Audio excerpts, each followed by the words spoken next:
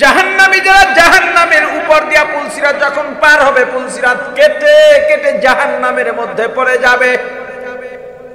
এই জাহান্নাম কত গভীর, কত গভীর!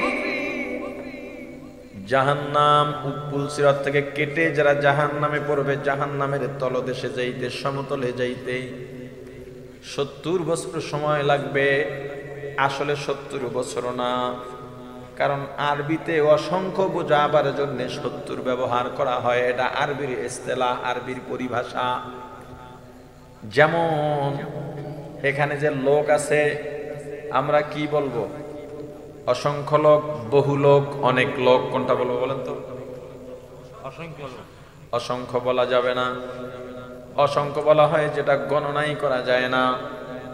বলতে পারি অনেক লোক হইছে, বহু লোক হইছে। বহুর থেকে অনেকটা আরো বেশি, অনেকটা এখানে বলা যায়। অনেক লোক হইছে, অসংখ্য না। আরবির ক্ষেত্রে 70 ব্যবহার হয় অসংখ্যের ক্ষেত্রে।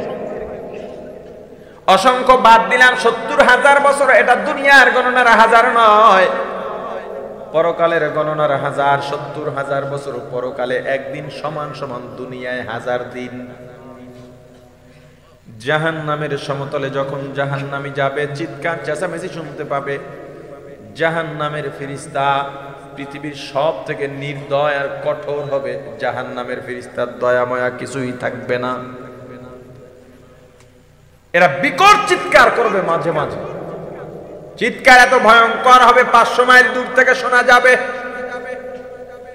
এক এক চিৎকারে জাহান্নামীদের মাথার মগজগুলো 2 কান দিয়া কোরবানির সময় যখন আমরা গরু জবাই দিই, রক্ত যেমন ফিনকি দিয়া বের হয়ে যায়, জাহান্নামের ফেরেশতাদের চিৎকারে জাহান্নামীদের মগজগুলো 2 কান দিয়া এমন ভাবে ফিনকি দিয়া বের হয়ে যাবে। চতুর্দিকে শুধু জাহান্নামীদের চিৎকার, আর্তচিৎকার, করুণ চিৎকার, করুণ কান্নাকাটি। বাঁচাও বাঁচাও, আর সহ্য করতে পারি না। নতুন জাহান্নামী যেটা গেল, এটা ফেরেশতাদের ডাইকে বলবে। এদিকে চিৎকার কিসের? বলবে একদল জাহান্নামীকে। জাহান্নামের ফেরেশতারা জাহান্নামের হাতুড়ি নিয়ে এত জোরে জোরে বাড়ি মারতেছে, এক এক বাড়িতে 100 গজ মতান্তরে 1000 গজ মাটির নিচে ঢুকে যাচ্ছে। আবার সেখান থেকে টেনে হেসড়ে বের করা হচ্ছে। এই যে টেনে বের করে হাড্ডি গোস্ত ছিঁড়ে ছিঁড়ে থেকে যায়, আবার উঠাইয়া পরিপাটি বানাইয়া আবার বাইরানো হয়। আর একদিকে চিৎকার। এরা কেন কাঁদে? জাহান্নামের ফেরেশতা বলবে এদের উপরে জাহান্নামের উত্তপ্ত গরম পানি ঢালা হচ্ছে। পানি ঢালে আর গায়ের গোস্তগুলো একেবারে খসে খসে পড়ে যায়, গোস্ত হাড্ডির সঙ্গে থাকেই না। এরকম একটার পর একটা ভয়ের কথা শুনবে জাহান্নামী। জাহান্নামের ফেরেশতা জাহান্নামীর ভয় আরো বাড়ায় দেবেন। সান্ত্বনা তো দূরের কথা, রিমান্ডে যে নেই, রিমান্ডে নিয়ে ভয় দেখায়, আগে ভয় বাড়ায় সত্যটা বের করার জন্য। ও তো এমনি ভয়ে থাকে, ভয়টা আরো বাড়ায় দেয়। আমরা যে মারা যাবো, যারা মারা যায়, আপনি যখন মারা যাবেন কি অবস্থা হবে আপনার? মানুষ যখন মারা যায় মনে করে আমি স্বপ্নে দেখতেছি। কি মনে করে? স্বপ্নে দেখতেছি। আমার ছেলে মেয়ে কান্নাকাটি করে, এটা স্বপ্ন। আমাকে গোসল করাইতেছে, এটা স্বপ্ন। কবরে যাওয়ার পর সবাই চলে যাইতেছে, স্বপ্নে তাদেরকে ডাকতেছি। ডাকবে, চিৎকার দিয়ে ডাকবে, কিন্তু মনে করব কি স্বপ্নে ডাকতেছি। এরপর আল্লাহ রূহ দেবেন, জিসিমের মধ্যে রূহ দেবেন। একেবারে আবার প্রাণ ফিরে পেয়ে মাটির গন্ধ কেন, আমি কোথায়, আমার খাট কই, আমার তোষক কই, জাজিম কই, ম্যাট্রেস কই, আমার বালিশ কই, কোল বালিশ কই, আমার কম্বল কই, আমার ল্যাব কই।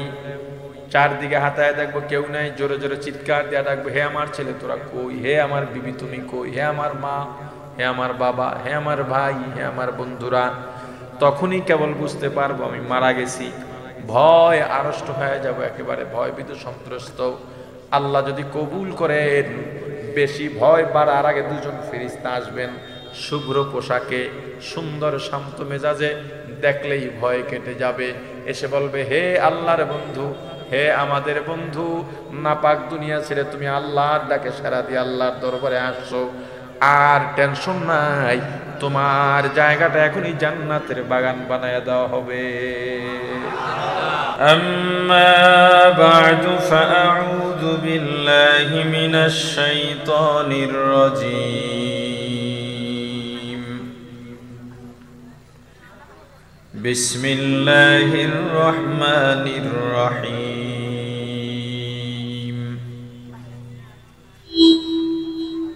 أما من خاف مقام ربه ونهى النفس عن الهوى فإن الجنة هي المأوى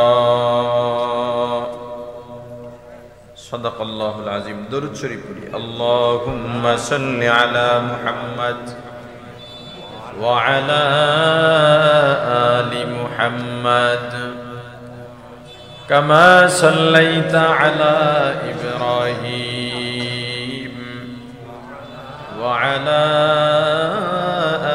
آل إبراهيم إنك حميد مجيد. সবাই পড়ি মোহাব্বতে اللهم بارك على محمد وعلى آل محمد كما باركت على إبراهيم وعلى آل إبراهيم إنك حميد مجيد. الحمد لله. কক্সবাজার ঈদগাঁও উপজেলার উত্তর মাইজপাড়ার নবম বার্ষিক তাফসীরুল কুরআন মাহফিলের সমাপনী অধিবেশনের মহতরম সভাপতি মুআজ্জাজ মুকাররম হযরত উলামায়ে কেরাম, দূর দূরান্ত থেকে আগত ইসলাম প্রিয়, দিন প্রিয়, মর্দে মুজাহিদ, আল্লাহ রাব্বুল আলামিনের আশিকিন জাকিরিন মুসলমান ভাইরা, কলিজার টুকরা সমবয়সী যুবক ও ছাত্র বন্ধুগণ, পর্দানিশী মা ও বোনেরা, আল্লাহ তাআলার দরবারে লাখো কোটি শুকর ও সুজুদ, যেই মহান রব্বুল আলামিন আমাদেরকে হায়াতে তৈয়বা দান করে দুনিয়ার জান্নাতের বাগান কোরআন ও সুন্নাহর আলোচনার এই মোবারক মজলিসে আশা ও বসার মতো তৌফিক দান করেছেন, আলোচনা শোনার মতো সুযোগ করে দিয়েছেন। এজন্য শুকরিয়া আদায় করি, আলহামদুলিল্লাহ। আল্লাহ রাব্বুল আলামিন পরকালে দুইটা জায়গা বানিয়েছেন। কয়টা? সবাই জবাব দিবেন, উঁচু আওয়াজে জবাব দিবেন, পারা যাবে? পরকালে কয়টা জায়গা বানিয়েছেন? একটার নাম জান্নাত আর একটার নাম জাহান্নাম। একটার নাম আর একটার নাম। এই দুই জায়গার বাইরে কোনো জায়গা পরকালে নাই। পৃথিবীতেও যত মানুষ দেখেন, যত দল দেখেন, এই দলের ভ্যালু আল্লাহর দরবারে নেই। ফেরকার অভাব নাই, দলের অভাব নাই, মতামতের অভাব নাই। এক একজনের মত এক এক রকম, এক একজনের পরামর্শ এক এক রকম, এক এক দলের নীতিমালা এক এক রকম। তবে দল বেদল যতই বিভক্ত থাকুক না কেন, পৃথিবীতেও যত মানুষ আছে এগুলোরও ভাগ দুইটা। কয়টা? একটা ভাগের নাম হক আর একটা ভাগের নাম বাতিল। আপনি যেই দলই করেন না কেন, আপনার কাজের কারণে, ইচ্ছায় হোক অনিচ্ছায় হোক, আপনি হয়তো হকের ভাগে পড়ে যাবেন, না হয় বাতিলের ভাগে পড়ে যাবেন। দুনিয়াতে পেশি জোরে শক্তি, ক্ষমতা, টাকার প্রভাবে সত্যকে মিথ্যা বানানো যায়, মিথ্যাকে সত্য বানানো যায়। আমার কথার সাথে আপনাদের সায় দিতে হবে। আজকে তো নতুন আসিনি আপনাদের মাঝে, প্রতি বছর এসে যদি এই কথাগুলোই বলা লাগে তাহলে আর সামনে দেখা হবে না। তাহলে কি মনে রাখলেন বয়ান? এটা তো প্রত্যেক বছর বলি, কেন বলতে হবে প্রত্যেক বছর? দুনিয়াতে প্রভাব খাটিয়ে সত্যকে মিথ্যা বানানো যায়, মিথ্যাকে। বাংলাদেশে মুক্তিযোদ্ধাদের তালিকা আছে। এই মুক্তিযোদ্ধাদের তালিকায় বহু মুক্তিযোদ্ধার নাম আছে যারা মুক্তিযুদ্ধ করে নাই, ইতিহাসও জানে না। আবার বহু প্রকৃত মুক্তিযোদ্ধা আছে যাদের ঘরে খাবার নাই, রিক্সা চালাইয়া চলে।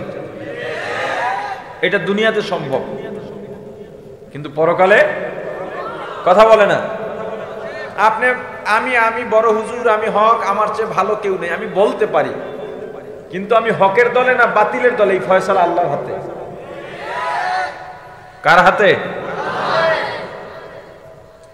আপনি বলেন এই দেশে রাষ্ট্রধর্ম ইসলাম থাকবে না, ইনশাআল্লাহ। হ্যাঁ, মানে গাধামির একটা সিস্টেম থাকা দরকার। আল্লাহরে গালি দিতেছি আল্লাহর নাম লইয়া, বুঝাইতে পারিনি। এই দেশে রাষ্ট্রধর্ম ইসলাম থাকবে না ইনশাআল্লাহ, এর মানে কি? আল্লাহ চাইলে রাষ্ট্রধর্ম থাকবে না, তার মানে আল্লাহই রাষ্ট্রধর্ম বাদ দিয়ে দেবে। ওয়াজ করতে করতে এরপর শ্রোতা একটা জিজ্ঞাসা, ভাই কিছু বুঝছো? কয় না বুঝি নাই। কয় কি বুঝো না? কয় কি যে বুঝি নাই, ওইটাই বুঝি নাই।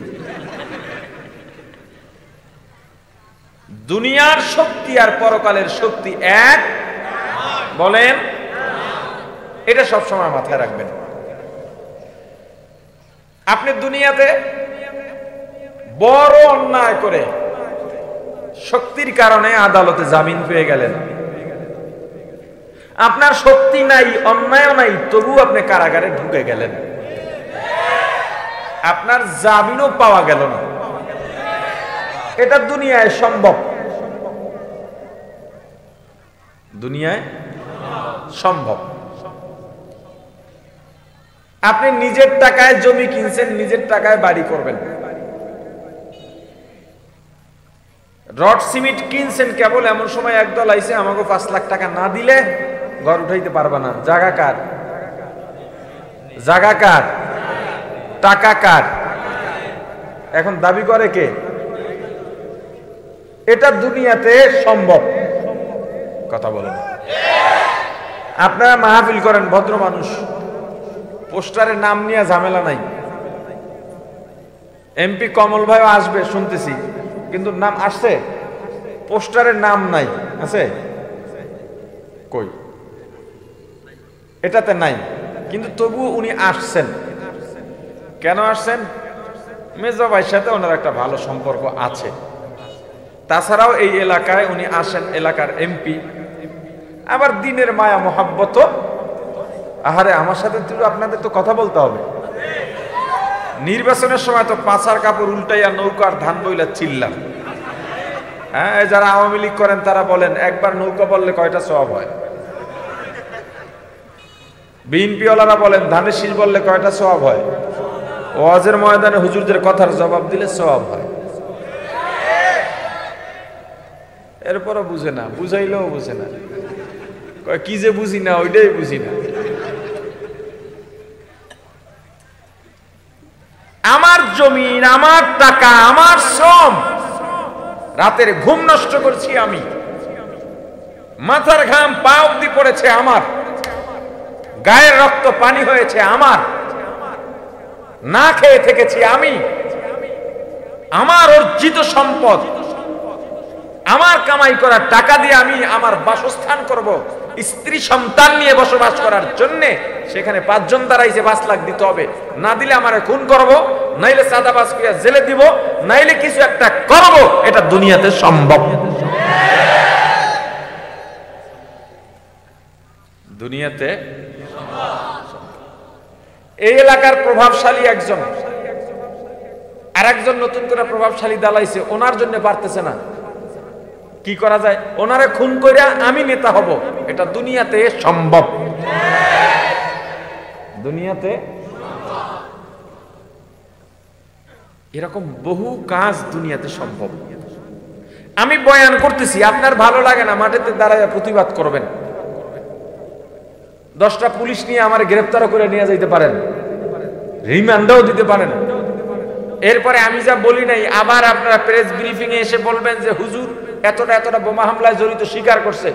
এটাও আপনারা লিখতে পারেন, এটা দুনিয়াতে সম্ভব, এটা দুনিয়াতে। আপনি যেটা করেন নাই সেটা আপনার মাথায় চাপাইয়া সবাই মিলে ভাইরাল করে আপনাকে অপমান করতে পারে, এটা দুনিয়াতে সম্ভব। কিন্তু পরকালে চাইলেই কিছু করা, জোরে বলেন। একটা কথা মনে রাখবেন, যা করবেন তা পাবেন। আপনার কাজের ফলাফল আপনি পাবেন, যে হন না কেন।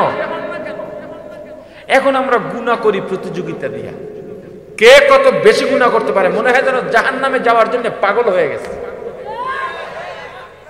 জাহান্নামে যাওয়ার জন্য পাগল আমরা। এরা তো ওয়াজ টজ রেকর্ড করে, ওয়াজ ছাড়ে, দিনের প্রচার হয়, এর মাধ্যমে এদের কিছু আর্নিং হয়, অ্যাড আসে। এখন এই অ্যাডের মাধ্যমে যে টাকা ইনকাম হয়, হালাল হারামের ফতুয়া আমি দেব না, এদেরকে নিয়ে কথাও বলবো না। কিন্তু এরা ছাড়া কিছু ইউটিউবার আমাদের দেশে আছে যাদের কাজ হলো নিজে ভিডিও বানাবে। কাকে নিয়ে? কোনো একজন ব্যাপারে, একজনের ব্যাপারে মন্তব্য আসছে, কোনো একজনের ব্যাপারে নিউজ তৈরি হয়েছে, তার ব্যাপারে রসাইয়া রসাইয়া, বানাইয়া বানাইয়া, মিলাইয়া কমাইয়া, এরপরে দাঁড়াইয়া ভেংসি গাইটা বাঁকা হইয়া সিস্টেম কইরা এরপরে সেটা ভিডিও বানায়, বক্তব্য দিয়ে বড় বিশ্লেষক হয়ে গেছে, বড় বিশ্লেষক হয়ে গেছে। কথার কথা, আমার সঙ্গে এখানে কথা হয় মামুন ভাইয়ের সাথে, মাস্টার মামুনের সঙ্গে আমার কথা হয়, বাকি মাহফিলের সঙ্গে তো অনেকেই জড়িত আছে, ঠিক না? বুঝাবার জন্য বলছি। মনে করেন মামুন ভাই একটা অন্যায় করছে, কথার কথা। এখন এই অন্যায়টা শোনার পরে আমি করলাম কি, মামুন ভাইকে ছোট বানাবার জন্যে আমি একটা ভিডিও বানাইলাম, যাতে এলাকার সবাই তারে খারাপ জানে। এই ইউটিউবাররা যে ভিডিও বানায়, উদ্দেশ্যটা কি? সাংবাদিকরা যে একজনকে নিয়ে যাচ্ছে তাই নিউজ বানায়, লোকটাকে পচাইয়া দেয়, উদ্দেশ্যটা কি? একটা উদ্দেশ্য থাকবে না? কথা বলে না। উদ্দেশ্যটা হলো একে সমাজ থেকে একেবারে বিতাড়িত করা, রাস্তায় নামতে না দেওয়া। সংশোধনের উদ্দেশ্যও না, জাতির কোনো কল্যাণও নাই।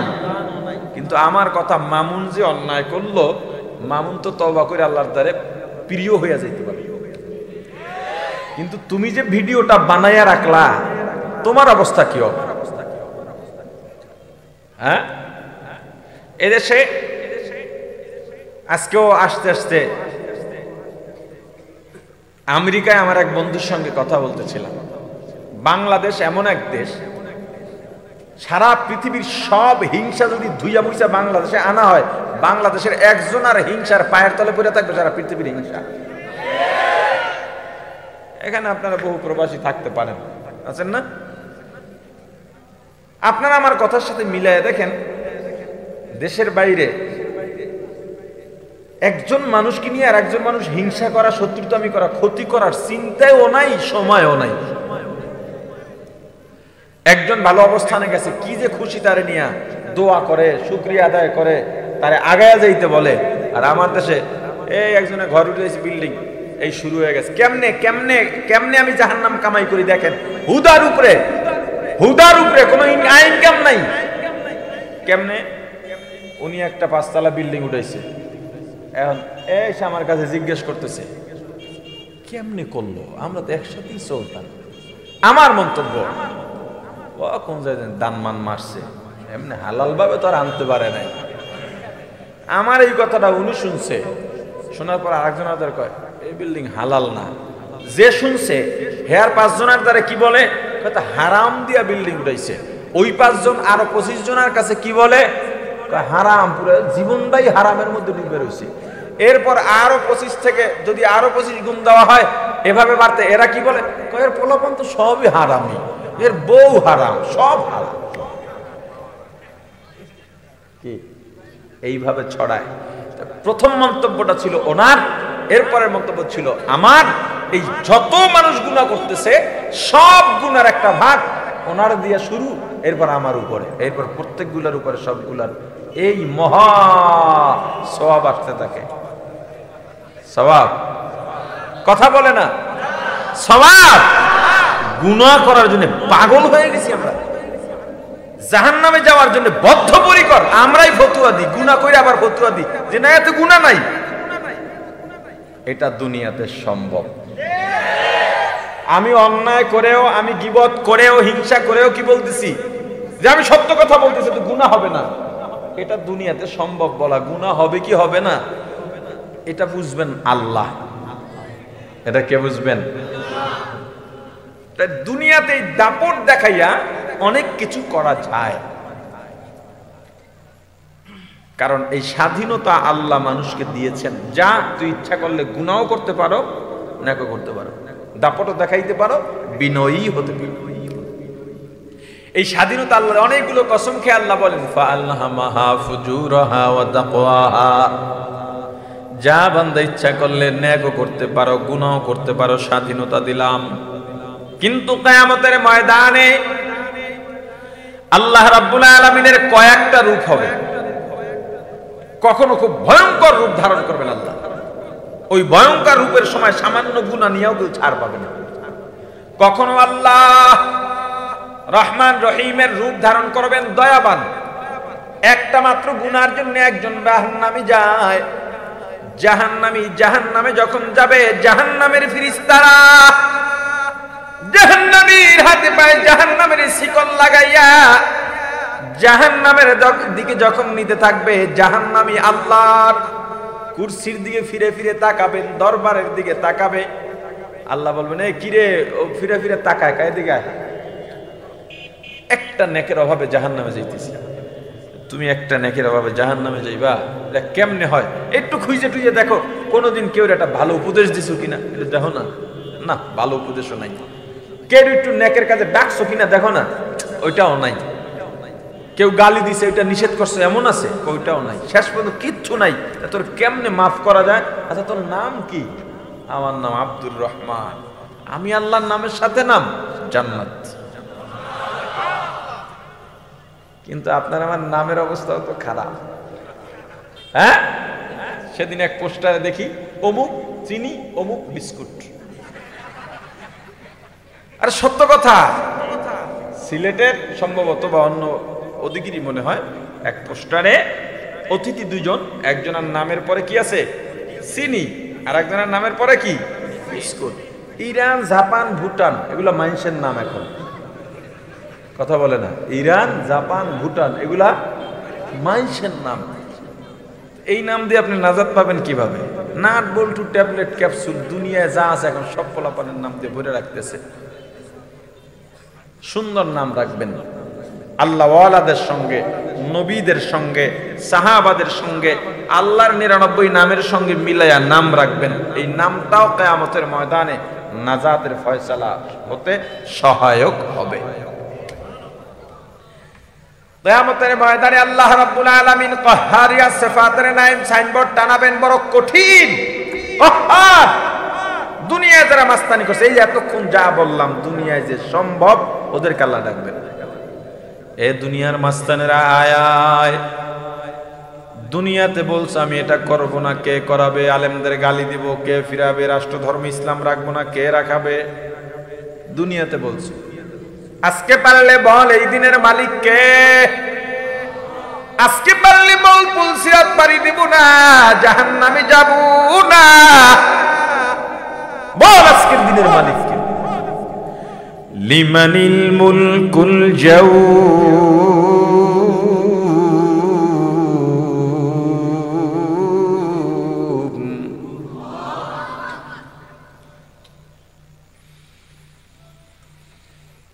লিমানিল মুলকুল জাউব লিল্লাহিল ওয়াহিদিল কাহ্হার,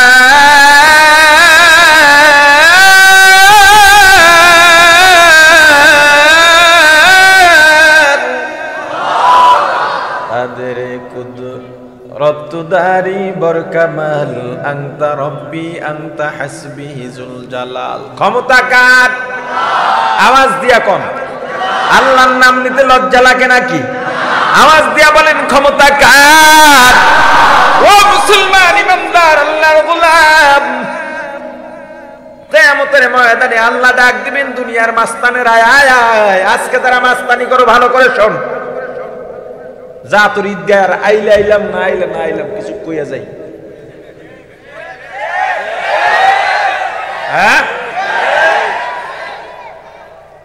মুসলমান ইমানদার, এই কথাটা এই গত 3-4 বছরে কইছি কিনা জানি না, এখন বলি, যেই নদীতে জোয়ার আসে ওই নদীতে ভাটাও লাগে। জোয়ার দেখা কক্সবাজারের মানুষ পটকা মাছ চেনার কথা, আমাদের অঞ্চলে পটকা বলে। জোয়ারের আগে পটকা নাচে, জোয়ার এলেই পটকা, ওই খাইলে মানুষ মরে যায়। গোল গোল পেট, বড় ছোট্ট গোল পটকা মাছ। আপনাদের এতে কি বলেন? হ্যাঁ, জোয়ার আইলে পটকা আগে আহে, জোয়ারের আগে। কিন্তু যখন জোয়ার নামে যায় পটকা সরে বাইজে থাকে, মরে যায়। জোয়ারের আগে পটকা নাচা নাইছো না। তুমি যদি বুদ্ধিমান হও, জোয়ার যখন আসে তখন পানি তোমার হাতের নাগালে থাকে, পটকা নাচা বাদ দিয়া জোয়ারের পানি তখন সংরক্ষণ করো, কারণ ভাটা লাগলে পানি তোমার নাগালে থাকবে না। ভাটা লাগার সময়, জোয়ারের সময় সংরক্ষিত পানি দিয়া ভাটা লাগার সময় পানির অভাব পূরণ করবা। তোমার ক্ষমতার জোয়ার চলতেছে, ক্ষমতার ভাটা লাগবে, এটা নিশ্চিত। তোমার টাকার জোয়ার চলতেছে, তোমার অর্থকরীর ভাটা লাগবে, এটা নিশ্চিত। তোমার জনপ্রিয়তার জোয়ার চলতেছে, এটার ভাটা লাগবে, নিশ্চিত। তোমার সম্মানের জোয়ার চলতেছে, ভাটা লাগবে, এটা নিশ্চিত। অতএব তোমার কাজ কি? ক্ষমতা পাইছো, টাকার মালিক হইছো, এমন কিছু কাজ করো যদি তোমার ক্ষমতা চলেও যায়। ক্ষমতা চলে গেলে যাতে তোমার এলাকা ছেড়ে পালিয়ে বেড়াতে না হয়। এই দেশের রাজনীতির সংস্কৃতি, একদল ক্ষমতায় গেলে আগে যেই দল ছিল ওই দলের সব পলায়। বিএনপি নেতা কয়টা আছে দেশে? আওয়ামী লীগ এখন ক্ষমতার থেকে যাবে, তাদের মন্ত্রীরাই বলে আমাকে ফলান লাগবে। এমন কাজ কেন করতে হবে? হে ছাত্রলীগ, যুবলীগের ছেলেরা যারা আছো, তোমরা আমার কেউ ছোট ভাই, কেউ সমবয়সী, আমার বন্ধু, আমার কলিজার ভাই, তোমাদের হাতে এখন ক্ষমতা, এমন কিছু কাজ করো এই এলাকায় তোমরা দৃষ্টান্ত হয়ে যাও। কোন দুর্বলের উপরে কখনো চাপ প্রয়োগ করে, কখনো প্রেসার ক্রিয়েট করে তোমরা অন্যায় ভাবে কিছু আদায় করতে যেও না। অসহায় মানুষগুলো কারো কাছে যেতে পারে না, সহযোগিতা পায় না, তোমাদের হাতে এখন ক্ষমতা আছে, এই মানুষগুলোর যা যা দরকার তোমার ক্ষমতা ব্যবহার করে তাদের পূরণ করে দাও। তোমরা ক্ষমতার থেকে গেলেও ঈদগাহের যত যুবলীগ, ছাত্রলীগ আছে, তোমরা এই এলাকার মানুষের নয়নের মণি হয়ে থাকবে। এই যে কথাটা বলছি, আওয়ামী বিরোধিতার থেকে বলছি, হ্যাঁ, দরদ থেকে বলছি। করোনা কাজগুলো ভালো কাজ করো, এমন ভাবে কাজ করো না তুমি রাস্তা দিয়া চললে মানুষ তোমার থেকে পানা চায়। হ্যাঁ, দরজার আড়ালে গিয়ে আল্লাহর দরবারে দোয়া করে, আল্লাহ কেন গজব থেকে বাঁচাও না। এমন জীবন করিও গঠন, মরিলে হাসিবে তুমি, কাঁদিবে ভুবন। এমন জীবন করিও না গঠন, মরিলে কাঁদিবে তুমি, হাসিবে ভুবন। দেখো নাই শাইখুল হাদিস আজিজুল হক রহমাতুল্লাহ আলাইহি মারা যাওয়ার পর আসমান কেঁদেছে, জমিন কেঁদেছে। চরমনাইয়ের মরহুম পীর সৈয়দ ফজলুল করিম মারা যাওয়ার পর আসমান কেঁদেছে, জমিন কেঁদেছে। মুফতি আমিনী আল্লামা শাহ আহমদ শফি নূর হোসেন কাসিমি ইন্তেকালের পর এমন কোন মাদ্রাসা, মসজিদ নাই যেখানে তাদের জন্য চোখের পানিতে দোয়া হয় নাই। আর তুমি কেমন জীবন গড়াইলা? তুমি মারা যাওয়ার পর পোলাপানে ফেসবুকে লেখে আর একটা উইকেটের পতন। কি জীবন এটা তোমার? দেওয়ানবাগী মারা গেছে, শুনছেন? কথা বলেন। মুসলমান মারা গেলে আমরা কি বলি? বলেন বলেন, সবাই বলেন, ইন্না লিল্লাহি ওয়া ইন্না ইলাইহি রাজিউন। এবার বলেন দেওয়ানবাগি মারা যাওয়ার পর কে কি ইন্না লিল্লাহ পড়ছেন? হাত উঠান।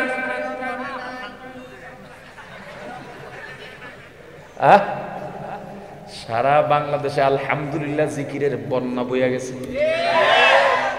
কি হলো এই জীবন দিয়ে? কি হলো বলেন? এই জীবন দিয়ে কি হলো? জানাজা দিতে দিবে না তৌহিদি জনতা, ফলাইয়া ফলাইয়া জানাজা দিচ্ছে এই পেট ফুট লইয়া কয়েকটা। কি হলো এই জীবন দিয়ে? কি হবে এই জীবন দিয়ে? তুমি মারা যাওয়ার পর মানুষ স্বস্তির নিঃশ্বাস ফেলে কেমন মরণ, কেমন জীবন তুমি গড়াইছিলা। একটা কথা মনে রাখবা, এই দুনিয়া এই দিন দিন নয়, দিন আরো আছে। এই দিন নিয়ে যাবে সেই দিনের কাছে। সাবধান, খুব সাবধান। আমাকে অনেক সময় এখন একটু বলা কমায়া দিছে মানুষ, হয়তো ধমক খাবে এই জন্য বলে না, না হয় ভয়ে বলে না, না হয় আমার কথা শুনাইতে পারে না দেখে বলে না। যে বয়স অল্প, আমি কোনো মসজিদেও টিকি না, জুমায় 1 বছর কোথাও পড়াইতে পারছি কিনা, টেকে না চাকরি, আমি খারাপ মানুষ এই জন্য। আপনারা যে কেন আমারে প্রতি বছর দাওয়াত দেন তাও তো বুঝি না। আমার তো এক মাহফিলে বেশি, মানে অনেক বছর ধরে দাওয়াত সহজে দেয় না, খালি কয় কেবল জীবন শুরু, ছেলে মেয়ে আছে, এই সময় এই কঠিন কথা বলেন। এটা বিপদ এসে যেতে পারে। মানে বিপদ কি? জেলেও যেতে পারি, মাইরাও ফেলাইতে পারে। আমার প্রশ্ন হলো, আমি কোনো হক কথা বললাম না, শক্ত কথা বললাম না, এই শক্ত কথা না বলার পরেও এই মুহূর্তে মারা যেতে পারি কিনা? তাহলে আর কি, আমি যেহেতু মারা যাবই, চুপ থাকলেও মারা যাব, ঘুমিয়ে থাকলেও মারা যাব, একেবারে তেল মালিশ করে চললেও মারা যাব। মারা যেহেতু যাব, মরা যেহেতু লাগবেই, তো হক কথা কেন বলবো না?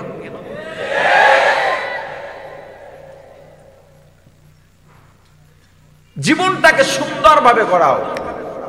দুনিয়াতে তোমার পেশি শক্তির জোরে অনেক কিছু সম্ভব, কিন্তু কিয়ামতের ময়দানে আল্লাহ জায়গা বানাইছেন কয়টা? জোরে বলেন। ফারিকুম ফিল জান্নাতি ওয়া ফারিকুম ফিস সাঈর।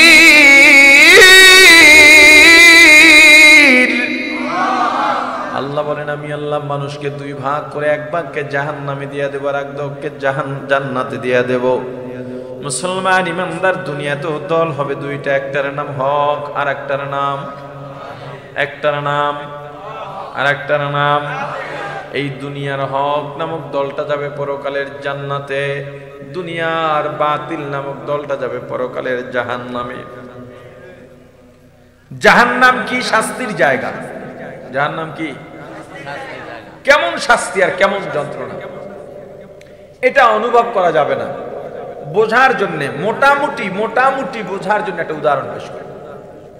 আল্লাহ রাসূল সাল্লাল্লাহু আলাইহি ওয়াসাল্লাম বলেছেন, জাহান্নামে সবচাইতে কম আযাব দেওয়া হবে নবীজির চাচা আবু তালেবকে। কাকে? আপনি কি ঘুমান? বারবার কেন বলি? জোরে বলেন। এরপর আওয়াজ নেই। আপনার কিন্তু কোন বিপ্লব তো দূরের কথা, আমি ওই পাতিশিয়াল খাটাস দৌড়ানো তো সম্ভব না। আসে, এটা আসুন না কথা, এটা তাকবীর দেন তো।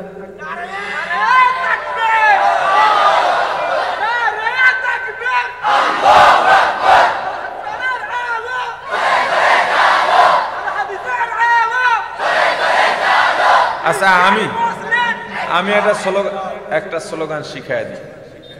শুধু আল কোরআনের আলো বা শুধু আল হাদিসের আলো অথবা কোরআন হাদিসের আলো ঘরে ঘরে জালো, এই স্লোগান দেওয়া ঠিক না।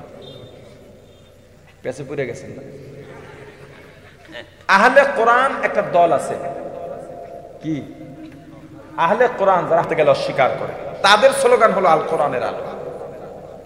আবার আল হাদিসের আলো বললে একদল আছে যারা সুন্নাহ মানে না, মাযহাব মানে না, শুধু হাদিসের উপরে কথা বলে। এটা হলো তাদের স্লোগান, আল হাদিসের আলো।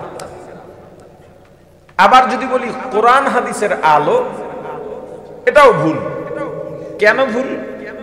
শরীয়তের দলিল তো শুধু কোরআন হাদিস না, কথা বলে না। অতএব আমরা যদি বলতে চাই তাহলে বলতে পারি কোরআন সুন্নাহর আলো। সুন্নাহ শব্দটা বললেই হাদিস, ইজমা, কিয়াস সব এসে যাবে। কথা বুঝে আসছে? কোরআন সুন্নাহর আলো, এটা মনে রাখবেন। পারা যাবে? কোরআনকে আমাদের সংবিধান বলা যায়, কোরআন আমাদের সংবিধান, এই কথাটাও ঠিক না। সংবিধান কি পরিবর্তনশীল না অপরিবর্তনশীল? কথা বলে না। বাংলাদেশের সংবিধানেও লেখা আছে এটা যে কোনো সময় রাষ্ট্রের স্বার্থে, জনগণের স্বার্থে পরিবর্তন হতে পারে। তাহলে সংবিধান পরিবর্তনশীল না অপরিবর্তনশীল? কোরআন পরিবর্তনশীল, তাহলে কোরআন সংবিধান হয় কিভাবে? কথা বুঝেন নাই? আমাদের সংবিধান, সংবিধান বলারই তো প্রয়োজন নেই।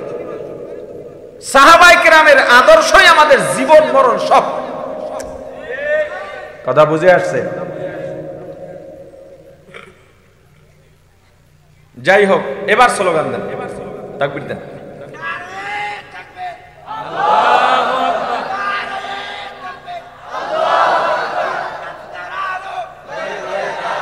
ঘরে বাইরে জলো, ঘরে ঘরে না, ঘরে বাইরে জলো। আর এবারে চিল্লে শেষ হয়ে যেতেছে, আপনারা তামসা দেখতেছেন, কারো তো কোনো আওয়াজই নাই। আমি একটা স্লোগান তুলি, সবাই দিবেন, তবে দুই ভাগে, প্রতিযোগিতার মাধ্যমে হোক। কি কন? আমি শুধু তাকবীর দেব, অন্য কিছু না। যারা বিয়া করেন নাই আর যারা বিয়া করছেন, দুই গ্রুপ।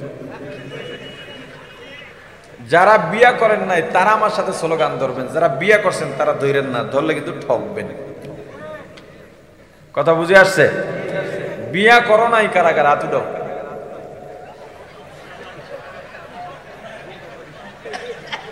আচ্ছা, হাত নামাও। সুযোগ থাকলে তুমি করে বিয়া আমি করাম একটা একটা। বিয়া করছেন কারা কারা? হাত উঠাও। হায়, ইজ্জত মাইরে লাইছে।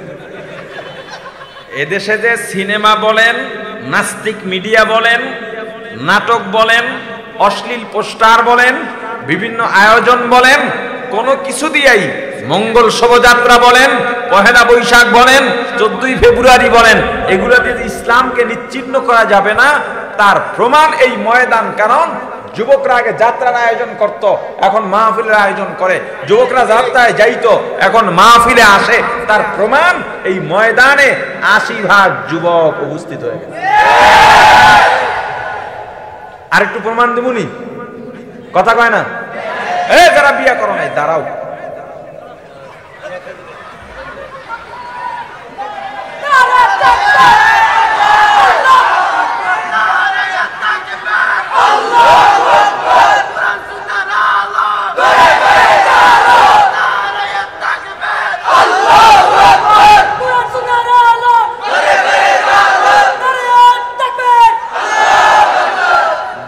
বেল শেষ,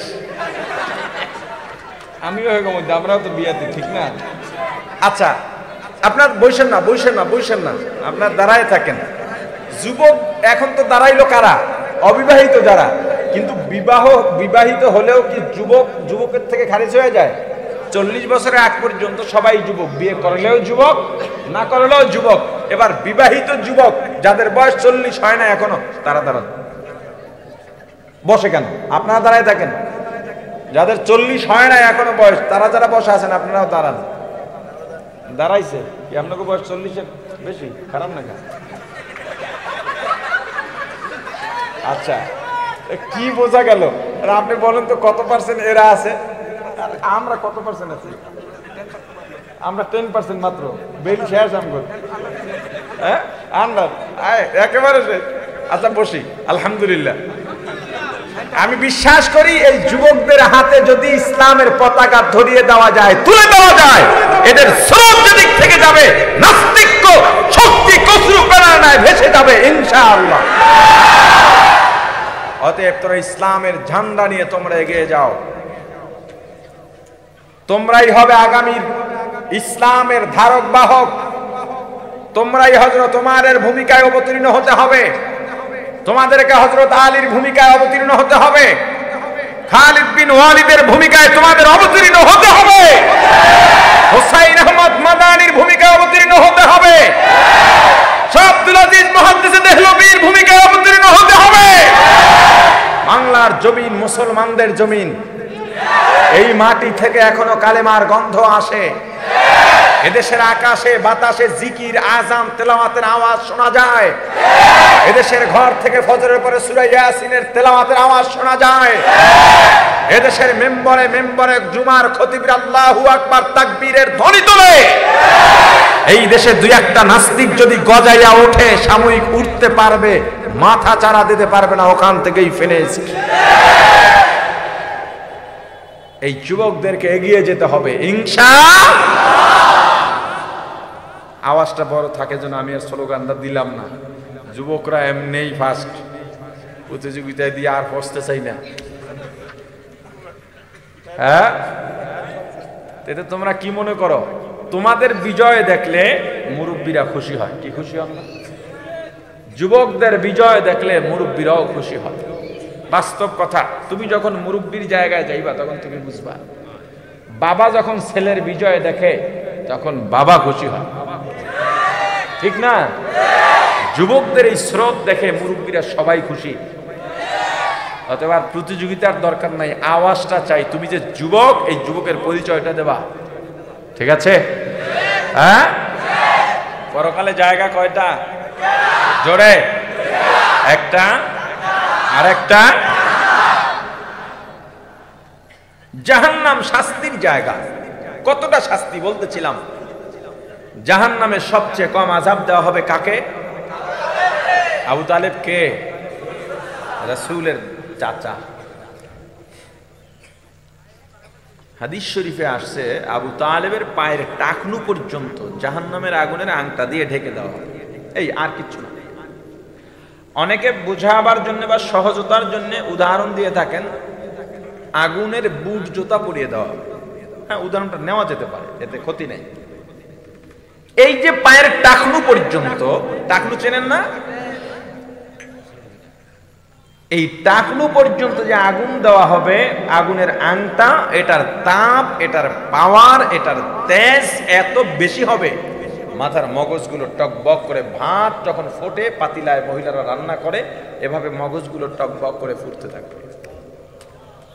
মাথার চারাটা ফেটে যাবে, শরীরের চারদিক দিয়া মগজগুলো বেয়ে বেয়ে পড়তে থাকবে, সারা শরীরের গোস্ত সিদ্ধ হয়ে হাড্ডির থেকে খসে খসে পড়ে যাবে। আবু তালেবের কাছে জানতে চাওয়া হবে আপনার অনুভূতি কেমন?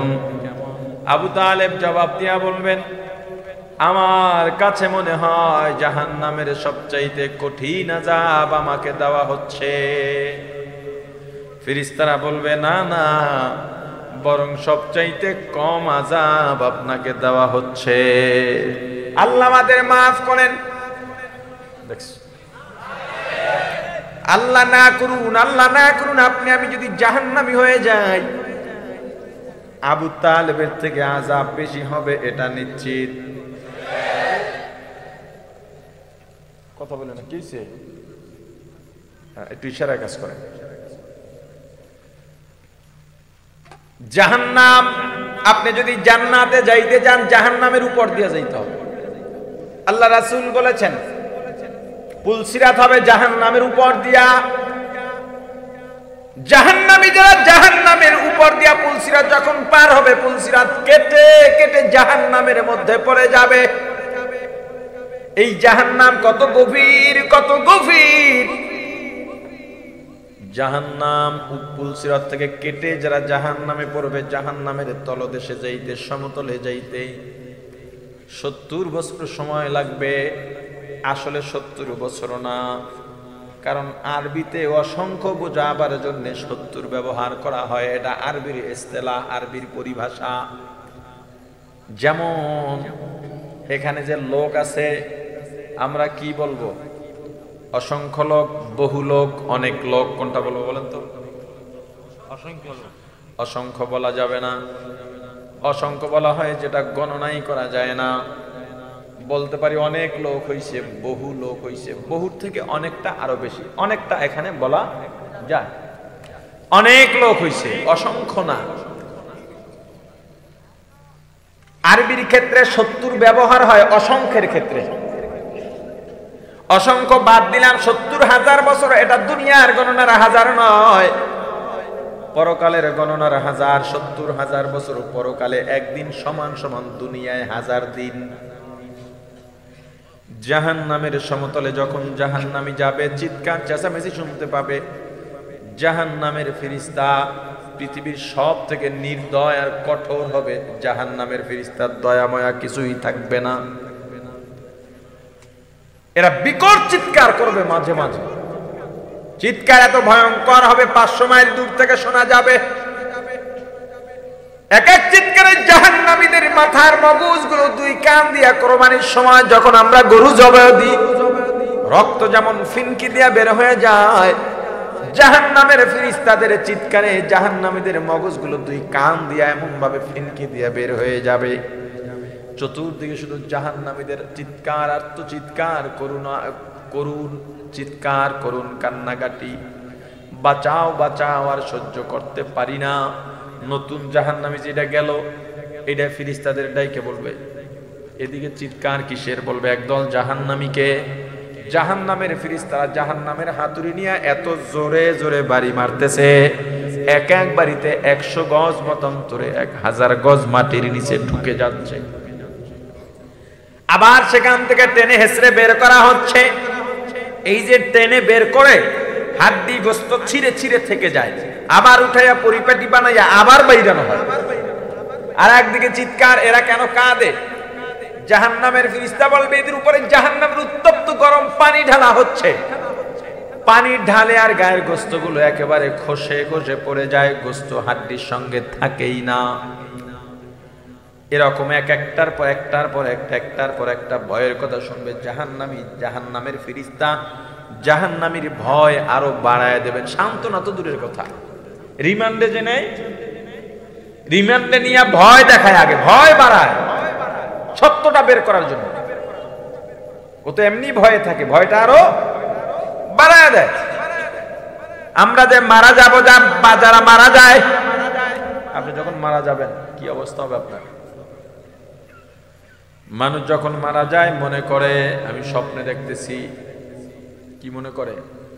স্বপ্নে দেখতেছি আমার ছেলে মেয়ে কান্নাকাটি করে, এটা স্বপ্ন।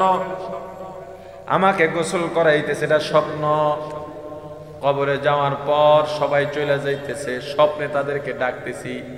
ডাকবে, চিৎকার দিয়ে ডাকবে, কিন্তু মনে করব কি স্বপ্নে ডাকতেছি। এরপর আল্লাহ রূহ দেবেন, জিসিমের মধ্যে রূহ দেবেন। একেবারে আবার প্রাণ ফিরে পেয়ে মাটির গন্ধ কেন, আমি কোথায়, আমার খাট কই, আমার তোষক কই, জাজিম কই, ম্যাট্রেস কই, আমার বালিশ কই, কোল বালিশ কই, আমার কম্বল কই, আমার ল্যাব কই। চারদিকে হাতায় দেখবো কেউ নাই, জোরে জোরে চিৎকার দিয়ে ডাকবো, হে আমার ছেলে তোরা কই, হে আমার বিবি তুমি কই, হে আমার মা, হে আমার বাবা, হে আমার ভাই, হে আমার বন্ধুরা। তখনই কেবল বুঝতে পারবো আমি মারা গেছি।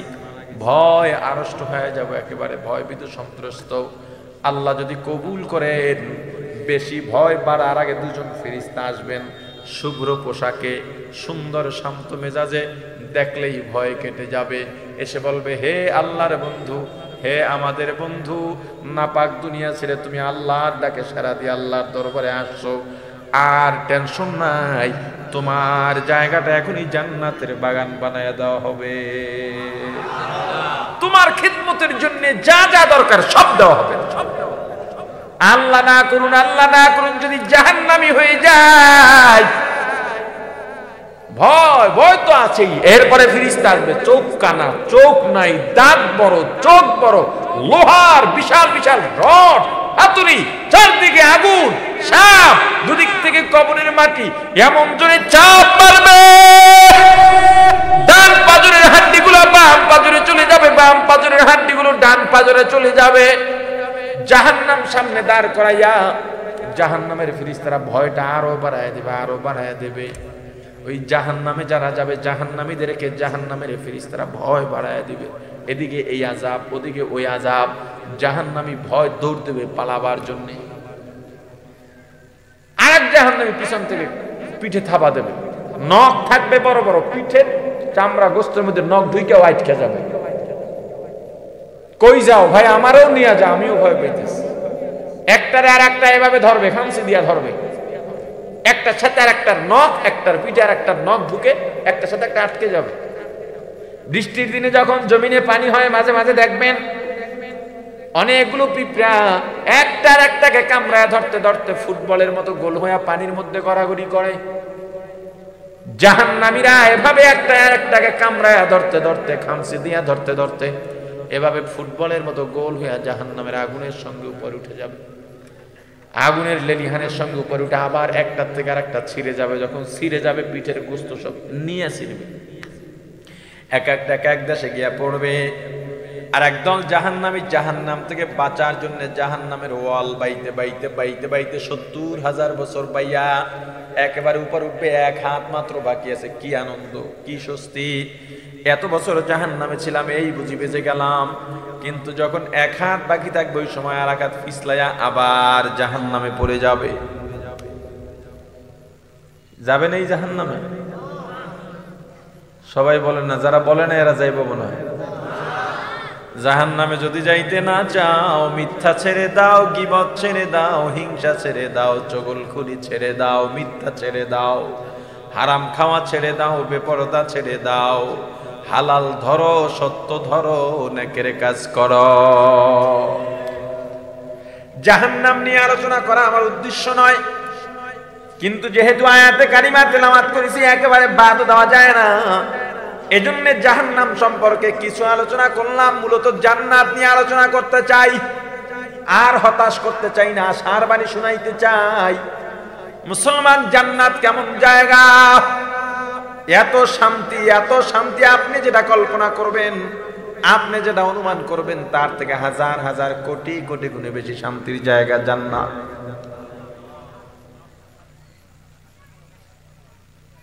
জান্নাতে কেমন শান্তি ভালো করে শুনবেন, পাঠ বাই পাঠ, কথার পরে কথা স্মরণ রাখবেন ইনশাআল্লাহ। এই মাহফিলে সবাই কিন্তু যোগ্যতায় আমরা আসতে পারিনি। টাকা থাকলেও মাহফিলে আসা যায় না। একটু আশেপাশে যারা কথা বলবেন আস্তে আস্তে। বয়ান এটা একটা রুহানি শক্তি। আমি আমারটা বলি, আমি মনে করে করে কথা বলতে পারি না, বিশ্বাস করেন। আলোচনার আগে আজকে অন্তত 15 মিনিট যে কথাগুলো বলছি, এই আলোচনা এই কথাগুলো আমি বলি না, কিন্তু এসে গেছে বলে ফেলেছি। এখন যে মৃত্যু কেমন হবে, কি অবস্থায় হবে, আমরা কি মনে করবো, এই আলোচনা সম্পূর্ণ মৃত্যুর আলোচনায় করা হয়। আজকে এখানে বলে ফেলেছি। আমি আমারটা বলি। আমার আলোচনার মাঝে কথা বললে বা ভাঙা পড়লে আমার আলোচনার থেকে জেন খালি হয়ে যায়, জেন থেকে আলোচনা খালি হয়ে যায়। এই জন্য একটু কেউ কথা বলবেন না আশেপাশে, বললে দূরে গিয়ে বলবেন, শব্দ যাতে আমার কান পর্যন্ত না আসে, বিনয়ের সঙ্গে বললাম। এরপরও যদি কথা শুনি ধমক দিলে আমাকে তখন কেউ খারাপ ভাইবেন না। ধমক না, আমি মাহফিলে ছেড়ে দিতে পারি। দেখেন এরপরে কথা বলতেছি, কারা কথা বলে, কোথায় কথা বলে।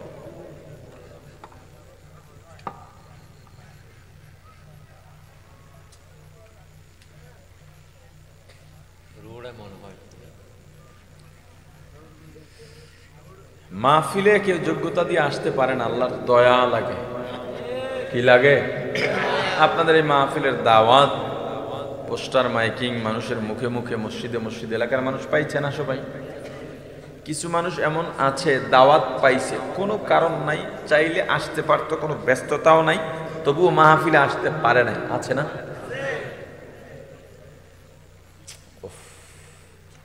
এখানে হাত উঠান কেন? যান ওখানে।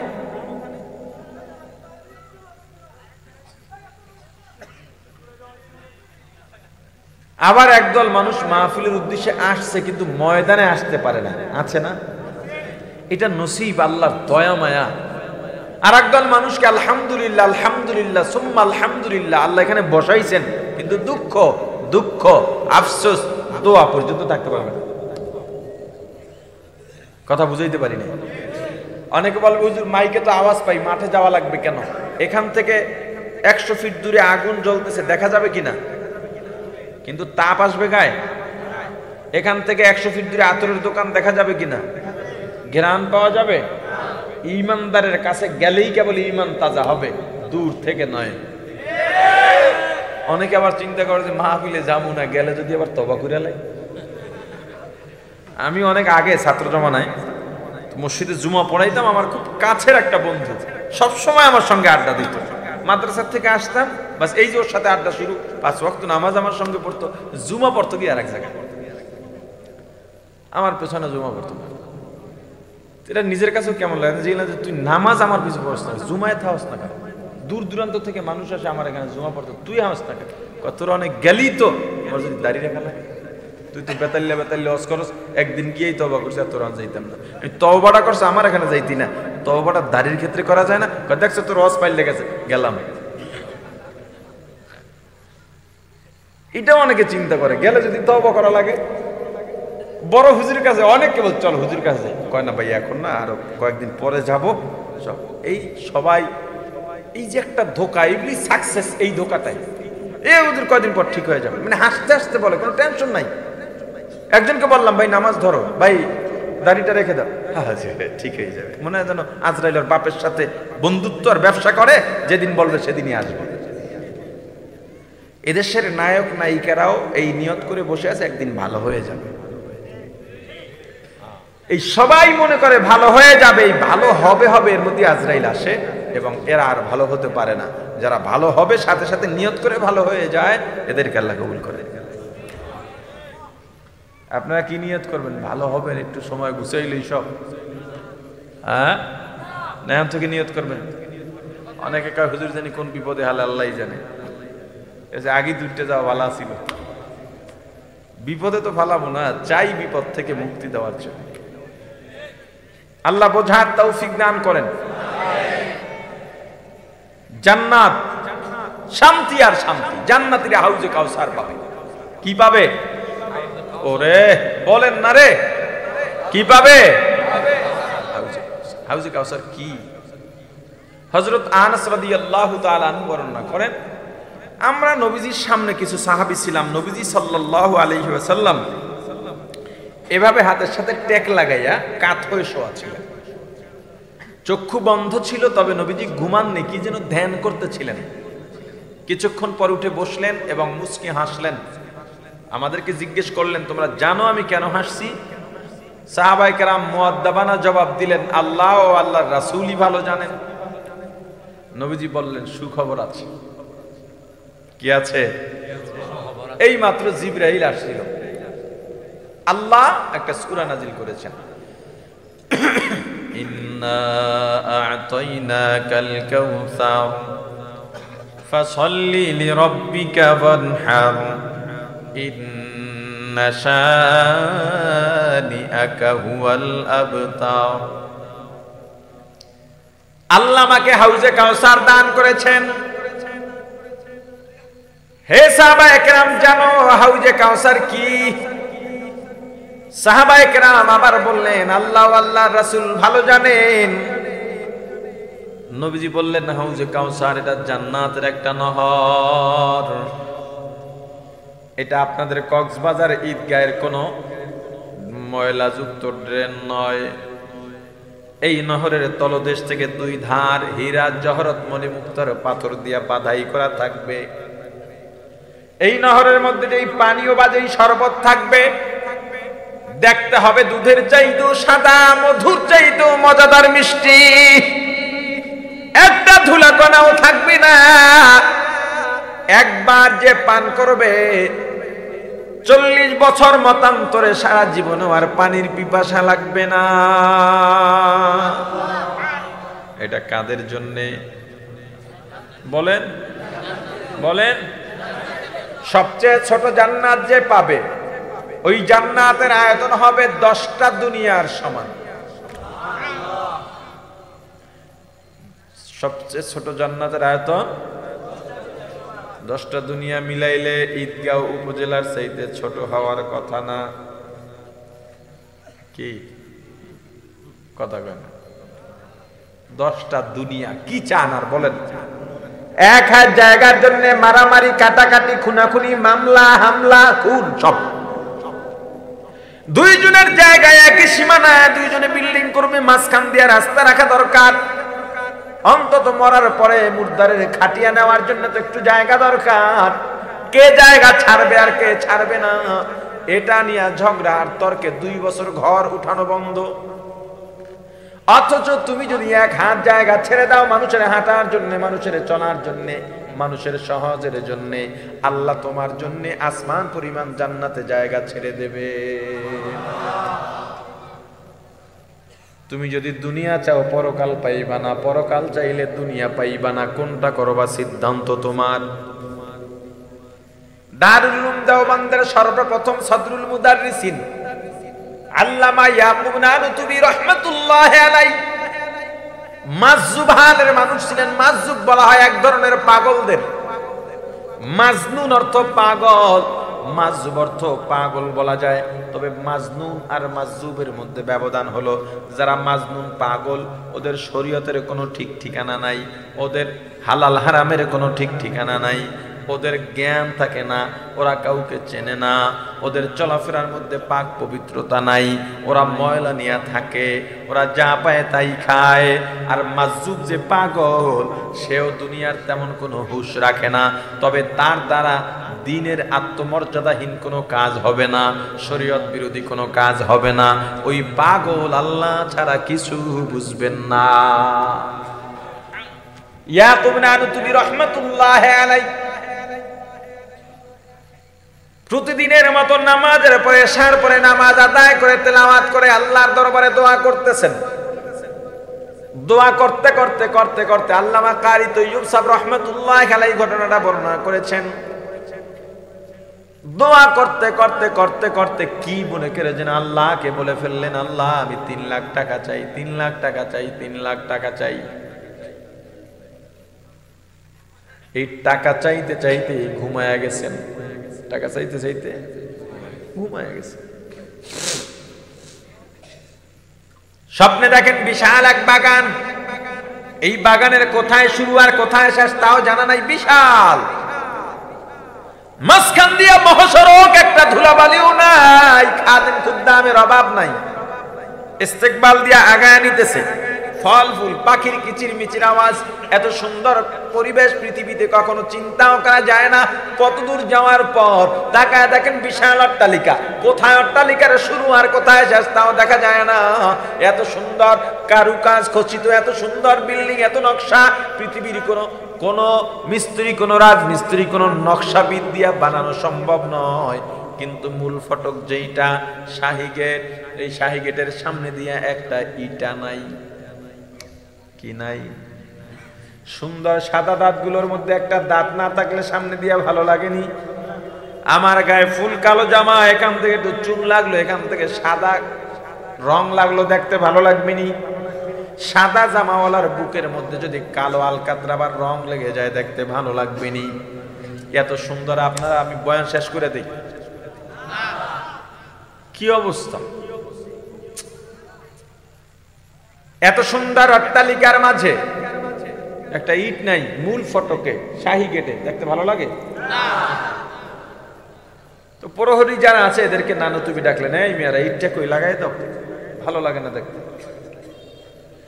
গেটের দারোয়ান ডাক দিয়া বলে, এই বাড়ির মালিক দারুল উলুম দেওবন্দের ইয়াকুব নানুতুবি, তিনি আজকে আল্লাহর কাছে 3 লাখ টাকা চাইছিলেন। যারা দুনিয়া চায় তারা পরকাল পায় না, যারা দুনিয়া চায় এই বাড়ি কাইট্টা কাইট্টা, এই গাছ কমায়া কমায়া এরপরে দুনিয়া দেওয়া হয়। যারা দুনিয়ার মধ্যে ডুইবাই থাকে তারা এই বাড়িটা আর পাবেই না। ইয়াকুব নানুতুবির ঘুম ভেঙে গেছে, পাগলের মতো হয়ে গেছে। আবার ওযু করে নামাজে দাঁড়াইছেন, এবার আল্লাহর কাছে দোয়া করেন আর বলেন, আল্লাহ বুঝি নাই, টাকা লাগবে না, পয়সা লাগবে না, সব নিয়ে নাও, সব নিয়ে নাও, আমার ইটটা ফিরে দাও। এই ঘটনাটা কোরআনে আছে, কথা কয় না, হাদিসে আছে। যদি চাও পরকাল পাইবা না, পরকাল যদি চাও দুনিয়া পাইবা না। এই দুনিয়ার স্বার্থগুলো ছাড়ো, 1-2 হাত জায়গার জন্য আর মারামারি করবা না। তোমার বাড়ির সামনে দিয়ে রাস্তা যাবে, কি যে অবস্থা দেখা যায়, একটা ঘর উঠাইতে গিয়া 1 হাত জায়গা ছেড়ে দিলে তোমার রুমে তো জায়গা কম পড়বে না, কিন্তু মারা যাওয়ার পরে এটা তোমার জন্য অনেক বড় কাজ হয়ে যাবে।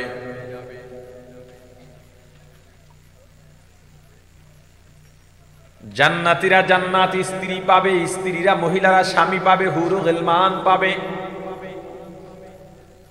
জান্নাতের স্ত্রীরা কেমন হবে? জান্নাতের কোন হুর, কোন স্ত্রী যদি প্রথম আসমানে এসে দুনিয়ার মধ্যে একটা হাসি দেয়, হাসির যে ঝিলিক, দাঁতের চমকানি, পৃথিবীর চন্দ্র সূর্যের আলো পর্যন্ত তাদের হাসির ঝিলিকের সামনে ম্লান হয়ে যাবে। মুখের যে সুঘ্রাণ, একবার যদি দুনিয়ায় নিঃশ্বাস ছাড়ে দুনিয়ার সব ঘ্রাণ তুচ্ছ হয়ে যাবে।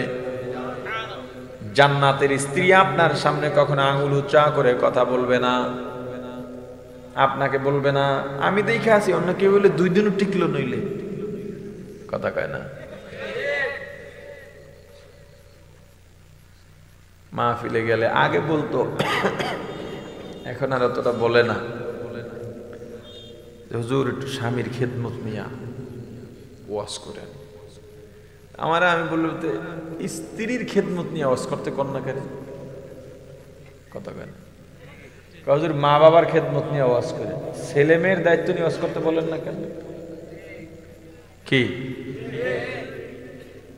আমি উল্টাগুলা করি বেশি, সবাই তো দিকটা করে, আমি একটু উল্টাটা করি। হ্যাঁ, আমি স্ত্রীর খেদমতের ওয়াজ করি, স্বামীর খেদমতের ওয়াজ কম করি, স্ত্রীর খেদমতটাও বলি।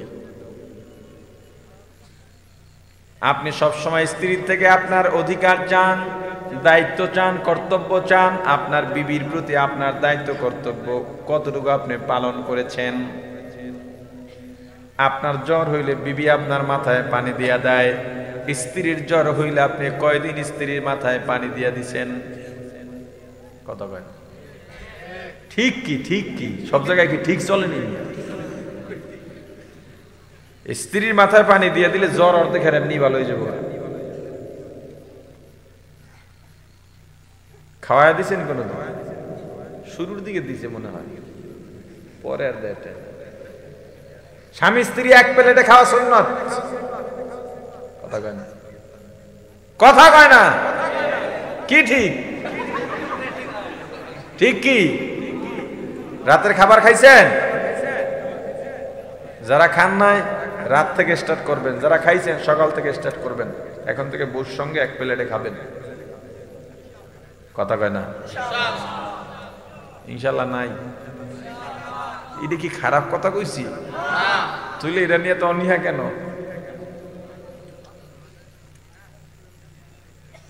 এটা ঘটনা শোনাই।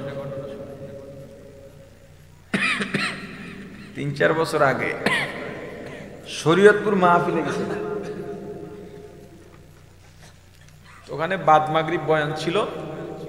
তো ঢাকা থেকে আবার পদ্মা নদী তো পার হতে হবে, আগে গেছি, দুপুরের খানা ওখানে খাবো।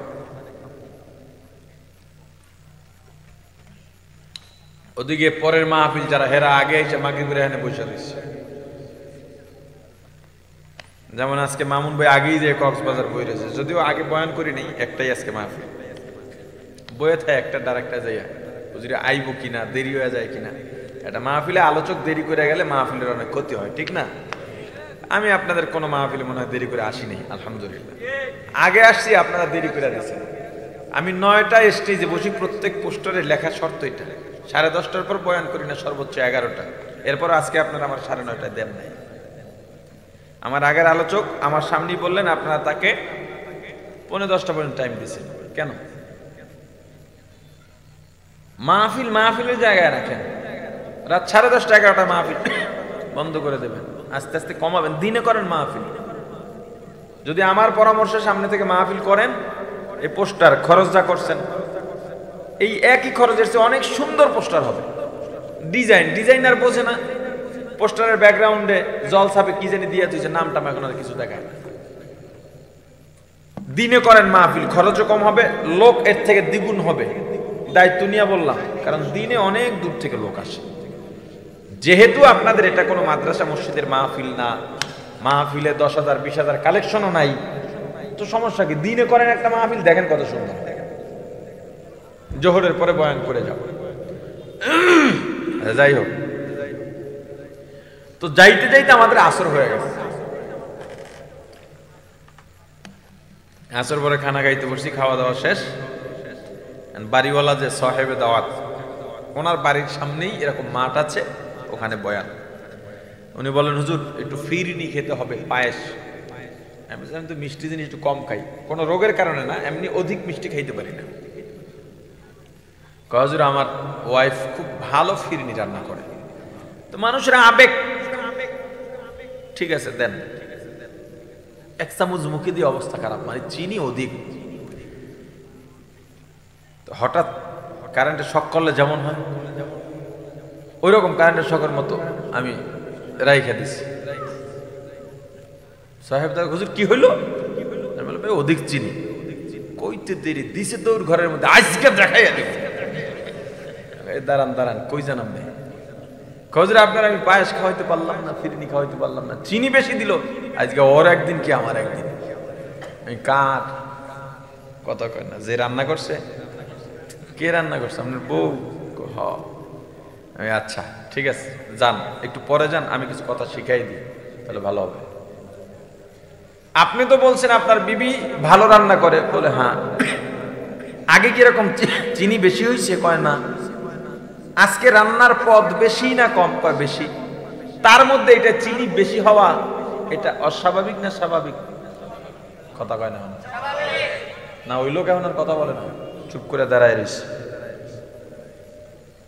শোনেন, হয়তো চিনি একবার দিছে, রান্না করতেছে, এত রান্নার মধ্যে খেয়াল নাই, মনে করছে চিনি দেয় না, আবার দিছে, এজন্য বেশি হয়ে গেছে।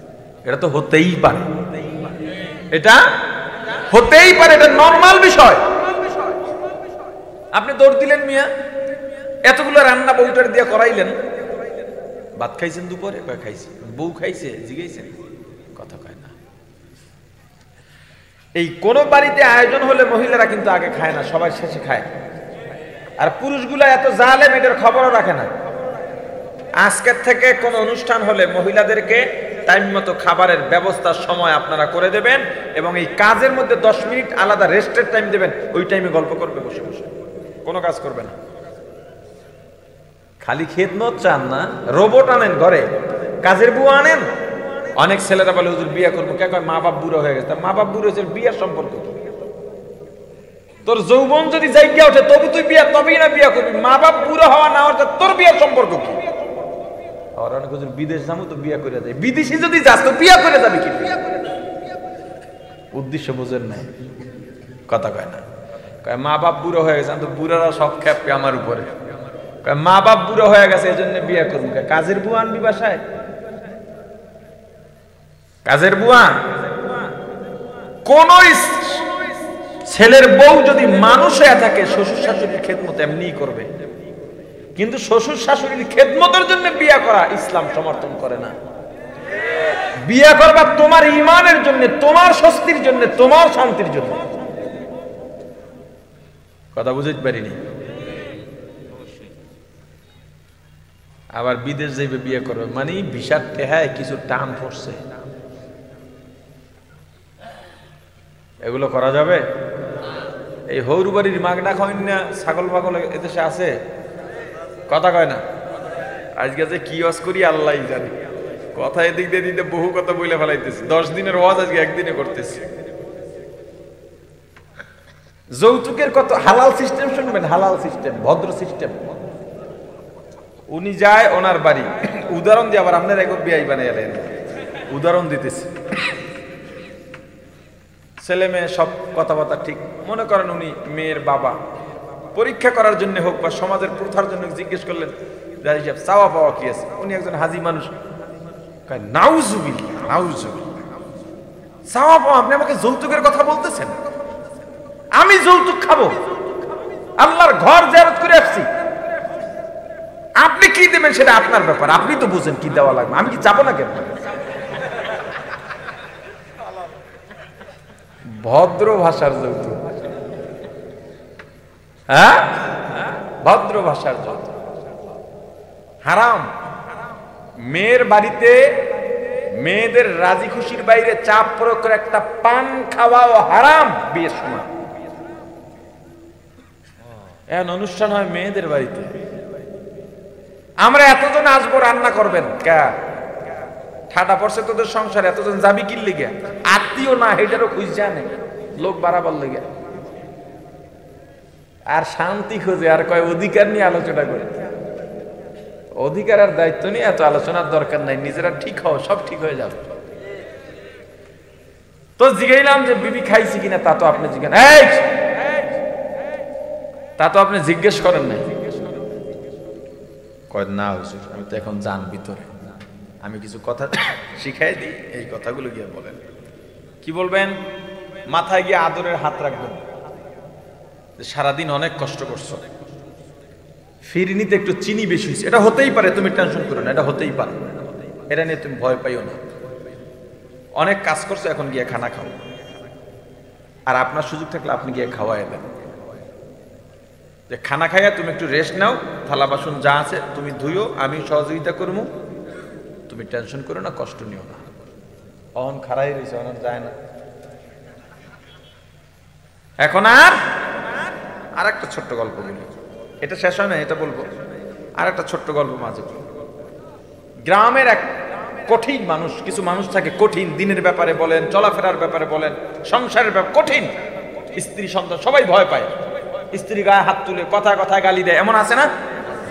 তো এক তাবলিগের সাথী ভাই অনেক মেহনতের ফসল হিসেবে চিল্লায় গেছে। তবলিগে যারা যায়, এরা যে রান্না বান্না করে, এক একদিন এক একজনের মাথায় দায়িত্ব পড়ে, আজকে আপনি রান্না করবেন, অমুক অমুক সহযোগী, এরকম। তো একদিন ওর মাথায় পড়ছে রান্নার দায়িত্ব। কার মাথায়? ওই শক্ত লোকটার মাথায়।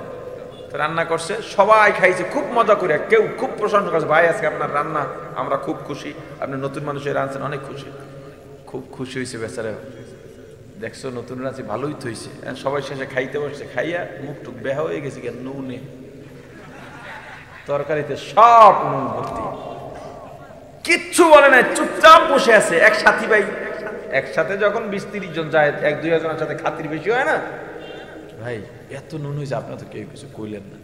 কেন বলবো, এটা তো হতেই পারে, আমরা খানার প্রশংসাই করবো, আপনাদের নতুন মানুষ হতেই পারে। অথচ আমার বিবি মাসে একবার নুন যদি বেশি হয়, চুল ধরে মারি, বাপ মা তুলে গালি দিই, জীবনে আর এটা করতাম না। রান্না বাড়ায় কোনোদিন ভাত শক্ত হবে, নরম হবে, ঝোল বেশি হবে, হবে না, নুন হবে, হবে না। আর কোনোদিন এই রান্নার জন্য স্ত্রীকে গালি গালাজ, পুরুষ হইয়া থাকলে, মানুষ হইয়া থাকলে আর দেবেন না। জ্বর হইলে মাথায় পানি দিয়ে দিবেন, মাথা ব্যথা হইলে মলম লাগাইয়া দিবেন। কাজ বাজ করে মাঝে মাঝে আদরের ছলে হাত পা টিপে দিবেন, চুল আশ্রয় দিবেন, উকুন বেছে দিবেন, চুলে বেনি বেঞ্জা দিবেন। কথা কয় না কি?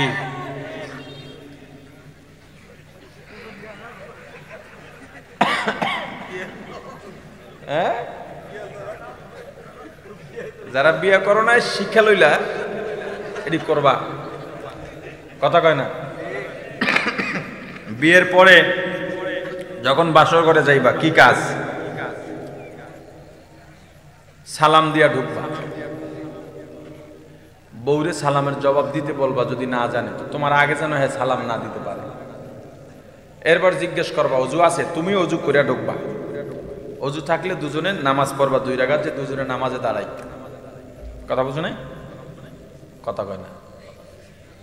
বিয়ে করবে না কে কে? আব্বা তোরা সবাই বিয়ে করার নিয়ত আসেনি?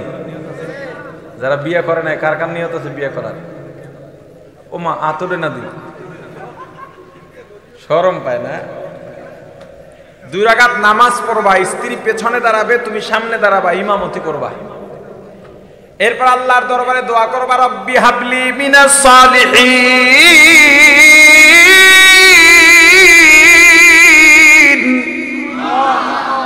আল্লাহ আমাদের মাধ্যমে যদি সন্তান দেন, নেক সন্তান দিয়েন। কেমন সন্তান? কথা বলে না, নেক সন্তান দিয়েন। এই দোয়া করলে আল্লাহ কোরআনে হাফেজ, কোরআনের আলেম, মুফতি, মুহাদ্দিস, বাইজিদ বুস্তামি, রশিদ আহমদ গাঙ্গুই, আশরাফ আলী থানভী আপনার ঘরে আল্লাহ দিয়ে দেবেন।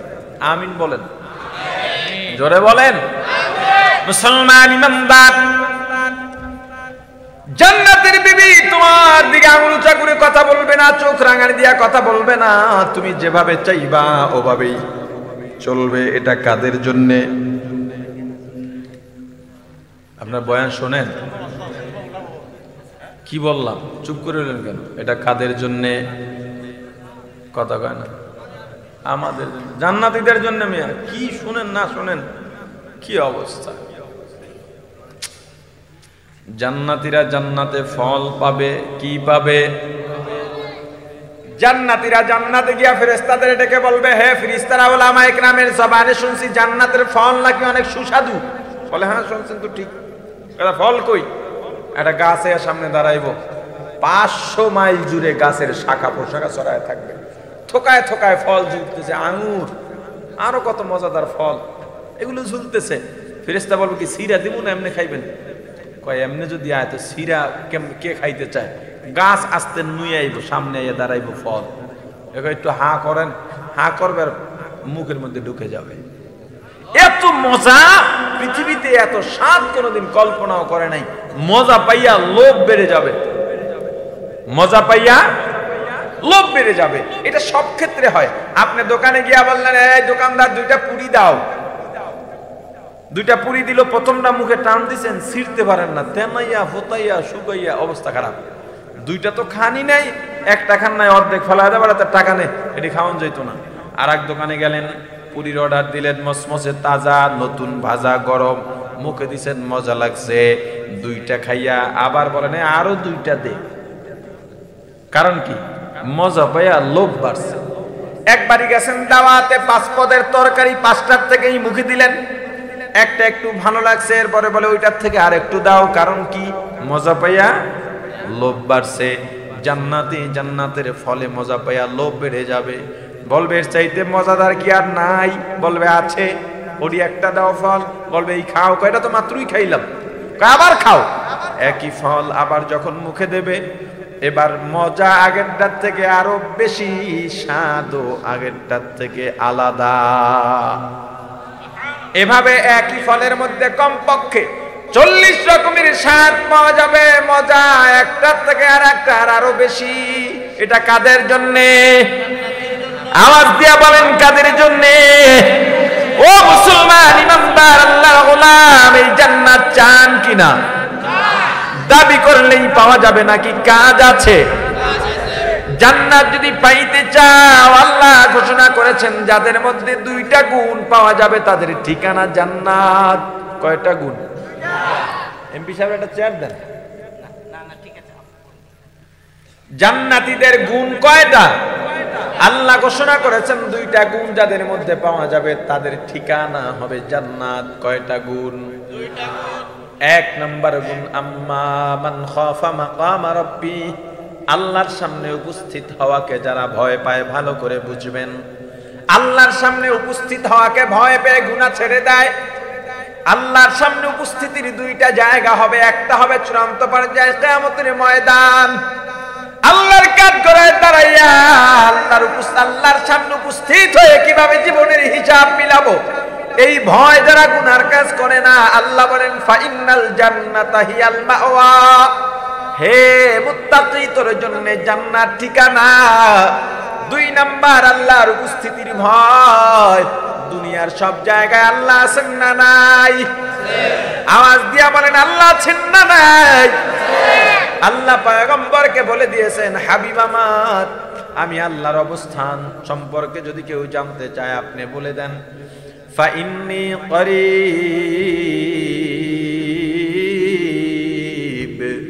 আমি আল্লাহ অতি নিকটে।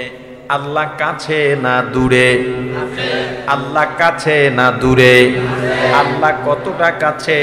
আল্লাহ অন্য আয়াতের মধ্যে বলেন, নাহনু আকরাবু ইলাইহি মিন হাবলিল ওয়ারিদ।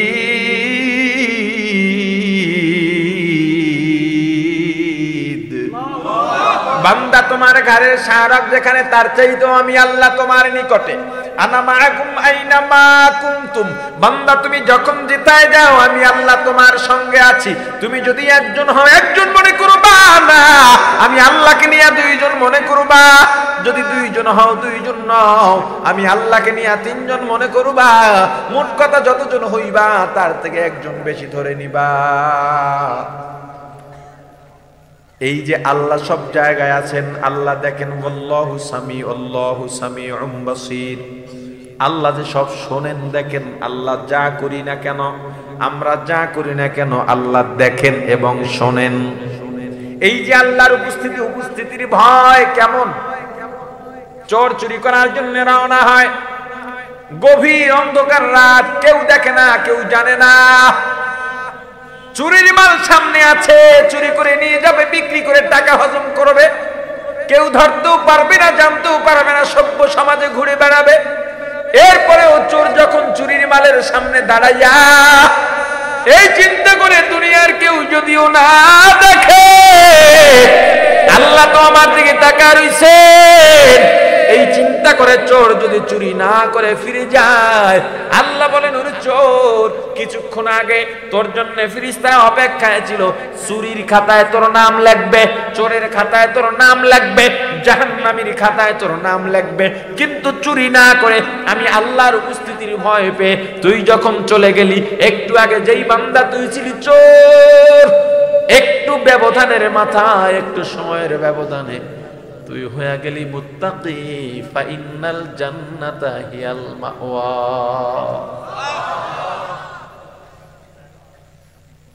কেউ না দেখলে ওকে দেখেন। আমিরুল মুমিনিন খলিফাতুল মুসলিমিন হযরত ওমর রাদিয়াল্লাহু তাআলা আনহু, অর্ধ জাহানের শাসক, অর্ধেক পৃথিবী শাসন করেছেন হযরত ওমর। আপনারা মনে করেন তো হুজুররা কিছুই বোঝে না, ইমাম সাহেবের সবাই খুব পছন্দ করে, জান দিয়ালায়, এক এক তো এক এক বাসায় খাওয়ায়, মুরগির রান ছাড়া দেশি মুরগি আরো যা আছে সব। হুজুর যদি মেম্বারিতে দাঁড়ায় কেউ ভোট দেয় না, কথা বলে না। কারণ কি? কারণ আপনারা মনে করেন হুজুররা সমাজ পরিচালনায় যথেষ্ট না, হুজুরদের জ্ঞান ত্যান একটু কম। ভালো করে মনে রাখবেন, পৃথিবীতে যতটা সোনালী যুগ রচিত হয়েছে, বাঘ আর হরিণ শত্রুতা ভুলে এক হাতে পানি খেয়েছে। সুন্দরী রূপসী নারী যুবতী আমাবস্যার অন্ধকার রাতে একা হেঁটেছে, ইজ্জত হারাবার ভয় করে নাই। ওই শাসন আমল ছিল টুপিওয়ালার শাসন। মুসলমান ইমানদার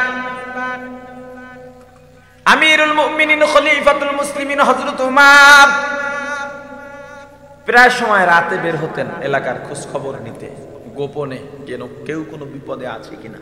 জনপ্রতিনিধিত্ব এটা বিশাল এক দায়িত্ব। এই দায়িত্ব, এটা দায়িত্বই, এটা অনুগ্রহ নয়। আমাদের পুলিশ ভাইয়েরা কাজ করেন, থানায় কাজ করেন, যারা সরকারি চাকরি করেন, এরা জনগণের কিছু কাজ করে দেওয়া এদের দায়িত্ব। কিন্তু আমাদের দেশে কি ট্রেন্ড হয়ে গেল, এখন থানায় গিয়ে আমি একটা কাজ পাবো, এই কাজটা যদি আমি পাই তাও টাকার মাধ্যমে পাইতে হয়, পাওয়ার পরে ওই অফিসার মনে করে আমার প্রতি অনেক দয়া করে ফেলেছে। এই যে আমাদের বোঝার যে কম্বিনেশনটা ঠিক নাই। আপনি আমার কাছে 5 টাকা পাবেন, 5 টাকা দেওয়া আমার দায়িত্ব, 5 টাকা চাওয়া আমার অধিকার, 5 টাকা দেওয়া আপনার দায়িত্ব। কথা বুঝতে পারিনি? আপনি এলাকার মেম্বার, আপনার দায়িত্ব এই ওয়ার্ডের মধ্যে কয়জন বিধবা আছে এই লিস্ট আপনার সামনে থাকবে, কয়জন বৃদ্ধ আছে, বৃদ্ধা আছে, যাদের খরচ চালাবার কোনো অভিভাবক নাই বা ছেলে সন্তান নাই, তাদের লিস্ট আপনার সামনে থাকবে। ছোট ছোট বাচ্চা এতিম আছে, লেখাপড়া করতে পারে না, এদের লিস্ট থাকবে। আপনার ওয়ার্ডে, আপনার ইউনিয়নে, আপনার সংসদীয় আসনে কোনো শিশু শ্রম হচ্ছে কিনা, হোটেলের মধ্যে ছোট ছোট বাচ্চাদের দিয়ে কাজ করানো হচ্ছে, ঈদের ভাটায় কাজ করানো হচ্ছে, রাস্তায় কাজ করানো হচ্ছে, বিভিন্ন অফিসে ছোট বাচ্চাদের দিয়ে কাজ করানো হচ্ছে। ইসলামেও অবৈধ, রাষ্ট্রীয় আইনেও অবৈধ। এদেরকে দিয়ে কেন কাজ করাচ্ছেন? নিজের সন্তানের সঙ্গে একটা গরিব ছেলেকে নিয়ে আনেন, আপনার সন্তান মন করে লেখাপড়া করান, আগামী দিনের রাষ্ট্রপতিও হতে পারে। এই শিশু শ্রম বন্ধ করতে হবে। এই লিস্টগুলো আপনার সামনে রেখে রেখে আপনি এই মানুষগুলোর সেবা প্রদান করবেন। জনপ্রতিনিধিত্বের আবেদন হলো এটা। হযরত ওমর রাদিয়াল্লাহু তাআলা আনহু একদিন রাতে বের হইছেন একা। কেন? মানুষ কোনো আমার সমালোচনা করে কিনা শোনার জন্য, দেখার জন্য। হুজুর চিন্তা করলেন, আমি অর্ধজাহান শাসন করি, এমনিও রাগী মানুষ, আমার সামনে আমার দোষ বলতে কেউ সাহস পাবে না। পেছনে কেউ দোষ বলে কিনা একটু গিয়া দেখি। আমি মানুষ, ভুল হতেই পারে, অতএব পেছনে কেউ ভুল বলতে পারে, যদি দেখি আমার ভুল সংশোধন হয়ে যাব। কোন নিয়তে বাইরে হয়েছে দেখছেন? কত বড় মানুষ, ইসলামের দ্বিতীয় খলিফা। ইসলাম গ্রহণ করার পর নবীজিকে বলেন, হুজুর আর গোপনে হবে না, তাকবীর আর আজান ওপেনে হবে। যেই ধর্মে ওমর এসেছে ওই ধর্ম আর গোপন থাকবে না। ওমর জান্নাতের সুসংবাদ প্রাপ্ত, দুনিয়ায় জান্নাতের সুসংবাদ পেয়েছেন হযরত ওমর। রাতে বের হইছেন সমালোচনা শুনে ওদেরকে ফাঁসি দেওয়ার জন্য, নিজের সংশোধন হওয়ার জন্য। আবার ঘরে বা গোপনে কেউ কথা বললে আড়ি পেতে ওই কথা শোনাও তো জায়েজ নাই। তাহলে হযরত ওমর বের হলেন কেমনে? আসলে হুজুর বের হইছেন কারো কথা আড়ি পেতে শোনার জন্য না, ঘরের পাশ দিয়া যান, আলোচনা করেন, ওমর শব্দটা পাইলে দাঁড়ায় যান। দাঁড়ায় দেখে না, কেউই তো বদনাম গায় না, সবাই সুনাম গায়। এটি শুনতে নিয়ে আমি আইছি, গেছি গা ফজরের আগে আগে একটা ঘরের সামনে দিয়ে এই বের হয়ে যাইতেছেন, চলে যাবেন, এমন সময় মা আর মেয়ের কথার আওয়াজ পাইছেন যেখানে ওমরের নাম আছে। মা মেয়েকে জিজ্ঞেস করতেছেন, মা আজকে বকরির দুধ দহন করছো? কয় মা করছি, কিন্তু দুধ একটু কম হইছে, সমস্যা। 5 জন কাস্টমার, দুধ কম হইছে, 4 জনকে দিতে পারবো, 1 জনকে দিতে পারবো না, কি করা যায়? বড় মুসিবত। মা বলে, টেনশন নাই, যেহেতু আজকে কম, একটু পানি মাইরা দাও। দুধে পানি মিশানো মতো বুজুর্গ আপনাদের এই কক্সবাজার ঈদগাহে নাই। ওইটা বুজুর্গ না বুজুর্গু? দুধে পানি মিশায়। এই মানসিক সম্পন্ন মানুষ দুধের মতো নির্ভেজাল জিনিসে যারা পানি মিশায়, মধুর মতো নির্ভেজাল জিনিসে যারা ভেজাল দেয়, এদের চাইতে নাপাক অপবিত্র মানসিকতার মানুষ আর হতে পারে না। কটা কইতাম, গেঞ্জির দোকানে গেলেন, গিয়া গেঞ্জি কিনলেন, গেঞ্জি সাইজে একটু ছোট, দোকানদার কি বলে? ধুইলে ছেড়ে দেবে। ওই একই দোকানে আর একজন গেছে, গেঞ্জি হইছে বড়, এবার ওনারে বলে ধুইলে খাঁচবে। একই দোকানে একই ব্যক্তির 2 মন্তব্য। কেন এটা হয়? ফলের দোকানে গিয়ে হাঁক চালান, এই নির্ভেজাল ফল আছে কার? ফরমালিন ছাড়া ফল। এক দোকানদার এসে খপ করে হাতটা ধরে ফেলবে।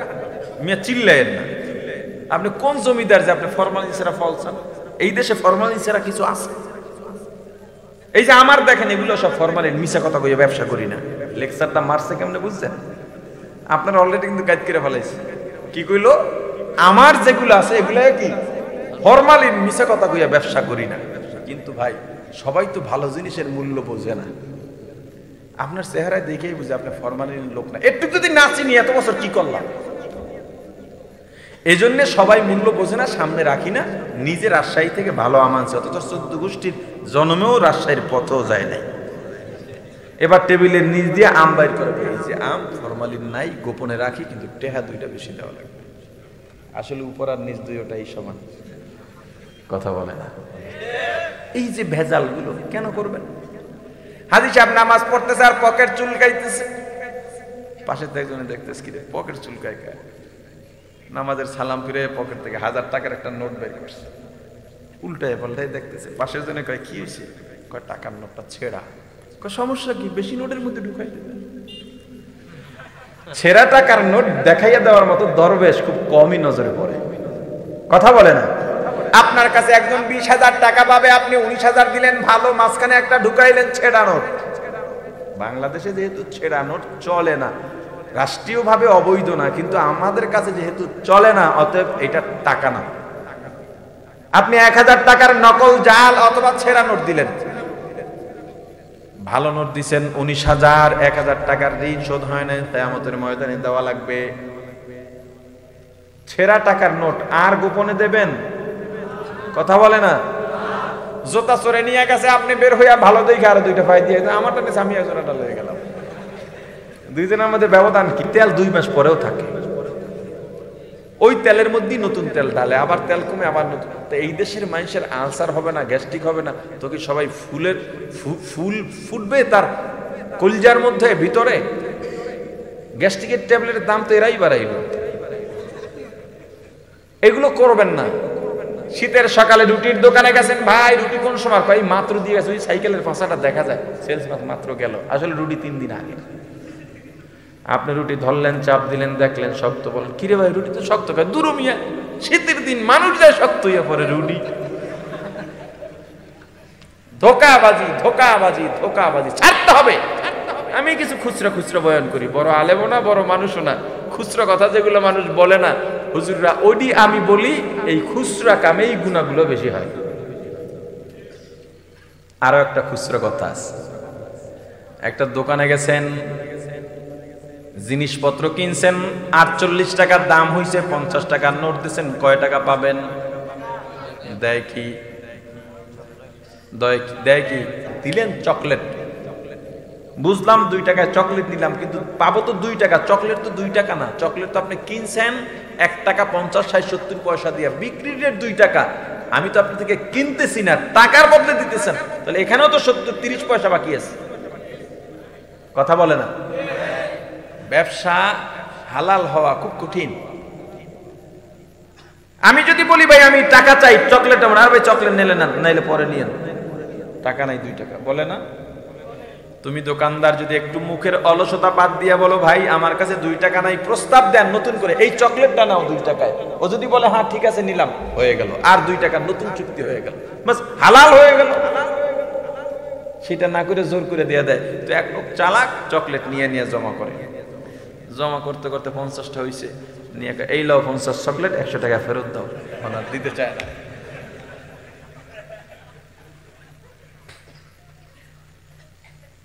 খাবারের জিনিসে, বিশেষ কোনো জিনিসই ভেজাল দেবেন না। খাবারের জিনিসে, বিশেষ করে খাবারের জিনিসে ভেজাল দেবেন না। আপনারও সন্তান আছে, আপনিও তো খাবার কেনেন, সব তো আপনি তৈরি করেন না, ওগুলো আপনি আনবেন, আপনার সন্তানের ভেজাল খাবে। এটা করবেন না, এটা করবেন না। পরকালকে ভয় করবেন, জান্নাত যদি চান। মা ডাক দিয়া বলে পানি মিশায় দাও, চলিত হয়ে গেল। মেয়েটা ডাক দিয়া বলে না হযরত তোমার তো নিষেধ করেছেন। মা বলেন ওমর নিষেধ করছেন ঠিক আছে, তবে পানি মিশাইলে তো দেখবে না, শুনবেও না। আসলে ওমর আছে কিনা? মেয়েটা মাকে জবাব দিয়া বলে মাগো, ওমর যদিও না দেখে, ওমরের আল্লাহ তো দেখেন। আউলিয়ারা কারে উকবা ইখতিয়ার, জাহেলারা কারে দুনিয়া ইখতিয়ার, আশিকারা মিল্লাত ও মাযহাব জুদাস্ত, আশিকারা মিল্লাত ও মাযহাব খুদাস্ত। হযরত ওমর চলে গেলেন, আর দাঁড়ান নাই। ফজরের নামাজ, তেলাওয়াত, জিকির, চাষতের নামাজ, আওয়াবিন ইশরাক শেষ করে দ্রুত খবর পাঠাইছেন অমুক বাড়িতে একটা মেয়ে আছে, মেয়েটার যদি বিয়ে না হয়ে থাকে আমি প্রস্তাব পাঠাইলাম, আমার ঘরের ছেলের বউ বানায় আনবো। বিয়ে যেদিতে করো নাই, আতুড়াইছিলি না, খারাইছিলি না সব দিন, কেমন মায়া চা। অর্ধজাহানের শাসক, ছেলের বউ কাকে বানাইতেছেন? যেই মেয়েটার বাবা নাই, ছাগল দিয়া মাত্র মার মেয়ে সংসার